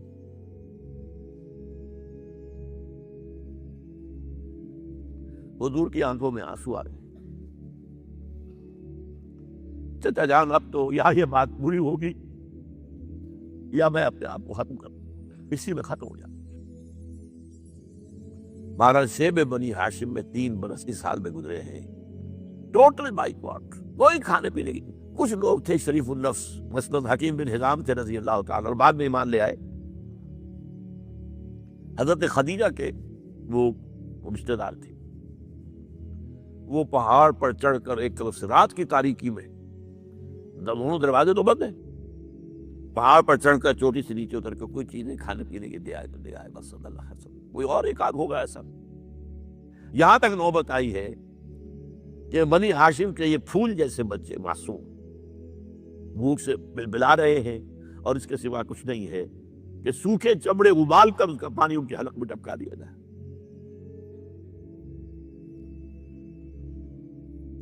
اور جو ہوا وادی طائف میں، جب مکے والوں نے فیصلہ کر لیا کہ آپ قتل کر دو، ابو طالب بھی فوت ہو چکے ہیں، اب کوئی اندیشہ نہیں، کوئی خانہ جنگی شروع نہیں ہوگی، کوئی انٹرا ٹرائبل وار نہیں ہوگی، تو آپ طائف گئے ہیں۔ شاید وہاں کے 3 سردار تھے بڑے، اور یہ طائف اصل میں قریشی کا سمجھیے کہ یہ ان کا گرمیوں کا یہ صحت افزا مقام تھا۔ یہ تمام جو سردار تھے مکے کے، ان کی جائیدادیں وہاں تھی، باغات تھے، اور وہاں کے بھی 3 سردار تھے، تو شاید ان میں سے کسی کو اللہ توفیق دے دے۔ وہاں گئے ہیں اور صرف ایک ساتھ ہیں، حضرت زید بن حارثہ، حضرت ابوبکر بھی ساتھ میں نہیں، سائے کی طرح ساتھ رہنے والا بھی ساتھ نہیں تھا۔ وہاں جا کر جو آپ نے تینوں سے بات کی ہے، تینوں نے وہ باتیں کہی ہیں جو کلیجے کو چیر جائے۔ تمہارے سوا کوئی اللہ کو نہیں ملا تھا رسول بنانے، جا چلے جاؤ۔ یہ کہتا ہے فوراً آپ چلے جاؤ یہاں سے، اس لیے کہ ہو سکتا ہے کہ تم سچے ہو تو کہیں میں تمہاری توہین نہ کر دوں، اور یہ بھی ہو سکتا ہے تم جھوٹے ہو تو جھوٹے کو منہ نہیں لگانا چاہتا۔ 3 دن کی یہ سختی، اور اس میں کیا ہو رہا ہے، اسٹریٹ ارچنز جو کہلاتے ہیں ہمارے جھوکرے گلیوں کے، انہیں اشارہ کر دیا ذرا ان کی خبر لو، اب وہ پتھراؤ کر رہے ہیں۔ جیسے ہمارے ہاں کوئی آ جاتا ہے، کوئی نیم پاگل یا کوئی اور کسی طرح کا مست قسم کا آدمی، اور اس کے اوپر چھوکرے چاروں طرف ہو اور ستا رہے ہوں، یہ نقشہ تھا، اور طائف کی گلیاں تھیں، اور محبوب رب العالمین سے ادھر سے پتھر آ رہے ہیں تو زید بن حارثہ رکاوٹ بن گئے، لیکن پیچھے سے آ رہے ہیں، وہ کیسے روکیں گے؟ پیچھے جاتے ہیں تو ادھر سے آ رہے ہیں۔ جسم لہو لہام ہے، خون رس رس کر زخموں سے جوتیوں میں آ کے جم گیا ہے۔ پھر وہاں سے آپ نکل کر گئے ہیں، ایک باغ میں تھوڑی سی پناہ کی ہے تھوڑی دیر کے لیے، جوتے بڑی مشکل سے اترے ہیں، خون جمع ہوا، اور وہ جو پھر دعا نکلی ہے آپ کے، وہ کلیجے کو چیر جانے والی ہے۔ اللہم الیک اشکو ضعف قوتی وقلت حیلتی وحوانی علی الناس، اے اللہ تیری جناب میں فریاد لے کر آیا ہوں، اپنی قوت کی کمی کا، اپنے وسائی کی کمی کا، اور لوگوں میں جو رسوائی ہو رہی ہے۔ الا من تکلنی الا بعید یتجہمنی او الی عدو ملکت امری، مجھے کس کے حوالہ کر دیا؟ مجھے دشمن کے حوالے کر دیا جو چاہے میرے ساتھ کر گزرے۔ فریاد ہے کہ نہیں؟ بڑی زوردار فریاد ہے، بڑی زوردار، لیکن پھر مقام عبدیت کا ظہور ہوتا ہے۔ ان لم یکن علی غضبک فلا ابالی، اے اللہ اگر تو ناراض نہیں ہے، مجھے اندیشہ یہ ہو گیا کہ کہیں تو ناراض تو نہیں ہو گیا، کہیں تو نے میرا ساتھ تو نہیں چھوڑ دیا۔ اگر تو ناراض نہیں تو مجھے کوئی پرواہ نہیں، جو ہو سو سر تسلیم خامہ جو مزاج یار میں آئے۔ واپس آئے ہیں تو مکے میں داخل نہیں ہو سکتے تھے، وہاں تو قتل کا فیصلہ ہو چکا۔ باہر ہی آپ نے دینا لگایا، زید بن حارثہ کو بھیجا، فلاں شخص کے پاس جاؤ کہ تم اگر امان میں لے لو محمد کو تو محمد آ جائے، انہوں نے تو میری یہ پوزیشن نہیں ہے، میں قریش کے مقابلے میں امان نہیں دے سکتا۔ دوسرے کے پاس بھیجا، اس نے بھی کچھ ایسے جواب دے دیا۔ تیسرے کے پاس جب گئے حضرت زید، مطعم بن عدی، اس نے کہا ٹھیک ہے میں امان دیتا ہوں محمد کو، وہ آ جائے مکے میں۔ حضور سے آگے کہا، اس نے فرمایا نہیں، جا کر کہو آ کر لے کر جا۔ کیوں؟ کیا پتا اچانک جو ہے میرے داخل ہوتے ہی کوئی مجھ پر حملہ کرے، قتل کر۔ وہ تو یہ کہہ سکے کہ ابھی کیا پتا مطعم نے جو ہے امان دی ہے، I never knew it۔ اب یہ قبیلے کے اندر یہ ہوتا تھا کہ ایک نے امان دے دی، سب کی طرف سے امان۔ لہذا حضور نے فرمایا آ کر لے کر جاؤ۔ وہ اپنے 6 بیٹوں کو ہتھیار سجا کر لے کر آیا ہے، اور پھر لے کر گیا حضور کو، کہتا ہوا گزر رہا ہے راستے میں، لوگوں سن لو محمد میری امان میں ہے صلی اللہ علیہ وسلم۔ اس لیے آپ کو مکے کے اندر پھر 2-2.5 سال مزید رہنے کا موقع ملا ہے، اور اتنا بڑا احسان آپ نے مانا پھر مطعم بن عدی کا کہ غزوہ بدر میں جب 70 اسیر تھے قریش کے حضور کے پاس، تو آپ نے فرمایا تھا کہ اگر آج مطعم زندہ ہوتا اور وہ سفارش کرتا تو میں ان سب کو چھوڑ دیتا بغیر کسی فدیے کے۔ بہرحال یہ چند باتیں میں نے آپ کو بتائی ہیں، باقی تو یہ کہ غار ثور ہے کیسی کیسی، اور پھر غزوہ بدر سے پہلے کی رات ہے، اور وہ آپ کا زندگی کا طویل ترین سجدہ ہے اس میں، جہاں تک یہ الفاظ بھی آپ نے کہہ لیا، اللہ اگر کل یہ جو 313 یہاں جمع ہیں اگر یہ ختم ہو گئے تو پھر قیامت تک تیرا نام لینے والا کوئی نہیں ہوگا، میں آخری رسول اور میری یہ 15 برس کی کمائی ہے۔ اس وقت کہا حضرت ابوبکر نے، وہ پیردار کی حیثیت سے کھڑے تھے کہ حسبک حسبک، حضور بس کیجئے بس کیجئے۔ بہرحال بدر ہے، احد ہے، زخمی ہوئے ہیں، دندان مبارک شہید ہوئے ہیں، خون اتنا بہا ہے کہ بے ہوش ہو گئے ہیں، اور خبر مل گئی ہے کہ آپ شہید ہو گئے۔ یہ سب کچھ، اور سب سے بڑھ کر حمزہ کی لاش سامنے آئی۔ کیسی لاش؟ ناک کٹی ہوئی ہے، کان کٹے ہوئے ہیں، پیٹ چاک کر کے کلیجہ چبایا ہوا ہے، کس طرح برداشت کیا ہوگا آپ نے؟ اپنے اوپر تاری کر کے دیکھیں، یہ حمزہ کون ہے؟ چچا ہے، دودھ شریک بھائی ہے، خالہ داد بھائی ہے، ساتھ کا چھلا ہوا ہمجولی ہے، اور اس کی لاش ہے۔ جو قلب اطہر پر بیت رہی تھی وہ مدینے میں آ کر ایک بڑا ماحول بدلا ہوا تھا، تب وہ بات سامنے آ گئی۔ جب آپ مدینے واپس تشریف لائے ہیں تو ظاہر بات ہے کہ زیادہ انصار کے لوگ تھے جو شہید ہوئے تھے۔ بدر میں مہاجرین تو ہر 1/4 تھے نمبر کے اندر، 3/4 تو انصاری تھے۔ اسی طریقے سے احد کے اندر معاملہ ہے، تو مختلف گھروں سے عورتوں کے بین کرنے کی آوازیں آ رہی تھی، اس لیے کہ اس وقت تک بین کرنا حرام نہیں قرار دیا گیا تھا، ممنوع نہیں تھا۔ آوازیں سن کر حضور کی زبان مبارک سے نکل گیا، اما حمزہ تو فلا بواکی لہو، ہائے حمزہ کے لیے تو کوئی رونے والی بھی نہیں ہے۔ اس پر پھر صحابہ نے، انصار نے اپنے ہاں کی خواتین کو حضرت صفیہ جہاں بھیجا، وہ سگی بہن تھی، وہاں انہوں نے جا کے بھی تعزیت کی بہن کی۔ غزوہ احزاب کا آپ نے سن لیا، اسوہ رسول پر نہ معلوم کیا باتیں لوگوں میں مشہور ہو گئی ہیں۔ اسوہ کے لفظ آیا کہاں ہے قرآن میں؟ سورہ احزاب میں۔ وہ اسوہ کیا تھا؟ جب خندق کھودنے کا فیصلہ ہوا ہے تو خندق کھود رہی ہے، حضور بھی لگے ہوئے ہیں، بھاری بھاری پتھر اٹھا کر کندھے پر لا کر باہر پھینک رہے ہیں، پتھریلی زمین تھی، ایک پتھر کسی سے ٹوٹا نہیں تھا، تو حضور نے جو ہے 3 دفعہ جو اس کے مطلب لگائی تب ٹوٹا ہے۔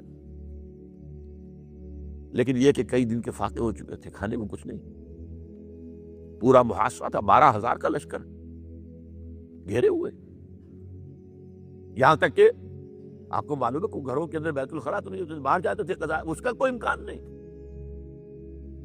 شدید ترین آزمائش جو ہوئی ہے اس کا نتیجہ ایک طرف یہ نکلا کہ منافقین کا نفاق ان کی زبانوں پر آ گیا۔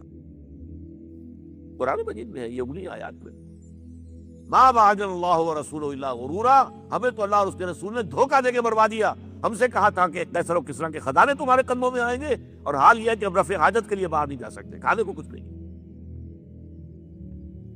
اس وقت کچھ صحابہ آئے ہیں حضور صلی اللہ علیہ وسلم سے، دیکھیے فاقے سے کمر دوہری ہوئی جا رہی ہے، ہم نے اپنے پیٹوں پر پتھر باندھے ہوئے، چادروں کے ساتھ پتھروں کسا ہوا تاکہ کمر سیدھی رہے۔ حضور نے اپنا کرتا مبارک اٹھا کر دکھایا، 2 پتھر میں نے روکے۔ یہ ہے اسوہ، یہ ہے آپ کی سنت، آپ کا اسوہ حسنہ۔ لیکن اس اسوہ حسنہ سے فائدہ کون اٹھا سکتا ہے؟ لقد کان لکم فی رسول اللہ اسوۃ حسنۃ لمن کان یرجو اللہ والیوم الآخر وذکر اللہ کثیرا۔ اسوہ تو اپنی جگہ ہے، قرآن میں ہدایت سب کے لیے، ھدی للناس، لیکن فائدہ اٹھائیں گے صرف متقین، ھدی للمتقین ہے سب کے لیے، اسوہ سب کے لیے ہے، لیکن استفادہ وہی کر سکے گا جو 3 شرطیں پوری کرے۔ اللہ اور یوم آخر پر ایمان اور اللہ کا ذکر کثرت کے ساتھ کریں۔ بہرحال یہ میں نے آپ کے سامنے اس حوالے سے رکھا ہے، یہ اسوہ جو ہے حضور کا، یہ ہم پر اتمام حجت ہے۔ دیکھیں نوٹ کیجئے، پوری نوع انسانی پر اتمام حجت، اسلام کا نظام عدل اجتماعی جو قائم کر کے دکھا دیا، حجت قائم۔ اسے انگریزی میں کہتے ہیں اٹس ڈویبل، کیا جا سکتا ہے، یہ کام ہو سکتا، اس لیے کہ زمین پر قدم بہ قدم چل کر یہ انقلاب آیا، محنت سے آیا، مشقت سے آیا، ایثار سے آیا، قربانیوں سے آیا، تکلیفیں جھیل کر آیا، صبر و مصابرت سے آیا، استقامت و مقامت سے آیا۔ یہاں پر معجزوں کی کار فرمائی نہ ہونے کے برابر ہے۔ یہاں دھوپ سے بچانے کے لیے کوئی اللہ نے صاحبان نہیں دیا، صلی اللہ علیہ الغمام، اور بھوک سے بچانے کے لیے من و سلوہ نازل نہیں ہوئے۔ غزوہ تبوک میں ایسا بھی ہوا ہے کہ 3 مجاہدین کا 24 گھنٹے کا راشن ایک کھجور، ایک نے منہ میں رکھی، کچھ چوس لی، کچھ گلوکوز چلا گیا اس میں سے، دوسرے کو دے دی، اس نے چوس لی، پھر تیسرے کو دی، من و سلوہ نازل نہیں ہوئے۔ محنت، مشقت، ایثار، قربانی، صبر، مصابرت، استقامت، مقامت، یہ ہے اسوہ رسول۔ فلما رأى المؤمنون الأحزاب قالوا هذا ما وعدنا الله ورسوله وصدق الله ورسوله۔ دیکھیے ایک ہی سچویشن میں منافقین کا طرز عمل کیا ہے، ما وعدنا الله ورسوله الا غرورا، ہم سے اللہ اور اس کے رسول نے جو وعدے کیے تو دھوکہ پر مبنی تھے، سبز باغ دکھا دی ہمیں، اور اسی کو دیکھ کر کہہ رہے صحابہ هذا ما وعدنا الله ورسوله، یہی تو ہے جس کا وعدہ کیا تھا اللہ نے اور اس کے رسول نے۔ اس لیے کہ سورہ بقرہ میں آیت آ گئی تھی وَلَنَبْلُوَنَّكُمْ بِشَيْءٍ مِّنَ الْخَوْفِ وَالْجُوعِ وَنَقْصٍ مِّنَ الْأَمْوَالِ وَالْأَنفُسِ وَالثَّمَرَاتِ۔ یہ نہیں تھا کہ پہلے سے وارن نہ کیا گیا ہو، جو آئے، جو قدم بڑھائے، سوچ سمجھ کے آئے۔ لہذا انہوں نے کہا وَصَدَقَ اللَّهُ وَرَسُولُهُ وَمَا زَادَهُمْ إِلَّا إِيمَانًا وَتَسْلِيمًا۔ ان کا نفاق دل میں سے نکل کر زبان پر آ گیا اور ان کے ایمان میں اضافہ ہو گیا، ان کی سر تسلیم خم ہونے کی کیفیت کے اندر اضافہ ہو گیا۔ یہ کس لیے میں کہہ رہا ہوں؟ اب یہ موضوع وہ ہے جس پر میری مفصل تقاریر پہلے موجود ہے، اس لیے میں نے ٹچ نہیں کیا ہے۔ نمبر 1، قرآن کا سورہ کبریٰ یہ ہے، حضور کو بھیجا گیا 3 مرتبہ قرآن میں ہے تاکہ اللہ کے اس دین کو قائم کرے، غالب کرے، اور 5 دفعہ یہ ہے کہ آپ کو بھیجا گیا ہے پوری نوع انسانی کے لیے۔ جب تک پوری عالم انسانیت پر اللہ کا دین قائم نہیں ہوتا، حضور کا مقصد بعثت ہنوز شرمندہ تکوین ہے۔ بقول اقبال، وقت فرصت ہے کہاں، کام ابھی باقی ہے، نور توحید کا اتمام ابھی اور ہونا ہے۔ یہ حضور کی دی ہوئی خبر ہے، وہ صادق المصدوق، ہونا ہے، ہوگا، لیکن ہوگا میری اور آپ کی محنت سے اور مشقت سے اور جد و جہد سے اور قربانیوں سے اور ایثار سے، اور اس کی حجت حضور نے ہم پر قائم کر دی۔ اگر میری ہڈیاں ٹوٹ سکتی ہیں، اگر مجھ پر فاقہ آ سکتا ہے، اگر شیب بنی ہاشم کی 3 سال کی میں نظر بندی کہلے، قید کہلے برداشت کر سکتا ہوں، اگر میں اپنے پیٹ پر 2 پتھر باندھ سکتا ہوں، تو تم کیوں نہیں؟ محنت کرو، مشقت کرو۔ وہ اقبال نے جو کہا ہے غالب کی مدح کرتے ہوئے کہ فکر انسان پر تیری ہستی سے یہ روشن ہوا ہے، پرے مرغ تخیل کی رسائی تاک ہو جا، کہ انسان کو اے غالب تمہارے وجود سے اور شاعری سے یہ اندازہ ہوا کہ انسان کا تخیل کا جو پرندہ ہے وہ کہاں سے کہاں تک پہنچ سکتا۔ وہی میں کہتا ہوں کہ سیرت النبی سے ثابت ہوا کہ انسان کے اندر اللہ تعالیٰ نے کتنی قوتیں رکھی ہوئی، انہی انسانوں کے ذریعے سے انقلاب برپا ہوا۔ محمد رسول اللہ والذین معہ اشداء علی الکفار رحماء بینہم۔ لہذا اور یہ بھی جان لیجئے، یہ بھی وہ موضوع ہے جو بارہا گفتگو میں آ چکا، پاکستان اسی لیے بنایا تھا اور اسی ہم نے کہیں نہیں کیا تو اس کے حصے بکھرے ہونے کے بھی اندیشے ہیں، یہ اپنی آزادی کھو دے، اس کا بھی خطرہ موجود ہے۔ یہ اندر بھی بول رہے ہیں لوگ، باہر سے بھی جو ہے اندازے آ گئے۔ تاہم جب تک سانس تب تک آس، سیرت النبی کا اگر یہ سبق لے کر آج اٹھے کہ نمبر 1، آپ کی سب سے عظیم جو آپ کا احسان ہے نوع انسانی پر، جو آج کے انسان کی سب سے بڑی ضرورت ہے، ایک نظام عدل اجتماعی، system of social justice. Number دو، آپ کی اسوے کا جو آپ کا تقاضا ہے، اسی کام کو، جو بھی آپ کا امتی ہے، اگر حقیقی امتی ہے، اسی کام کو اپنا مشن بنائے۔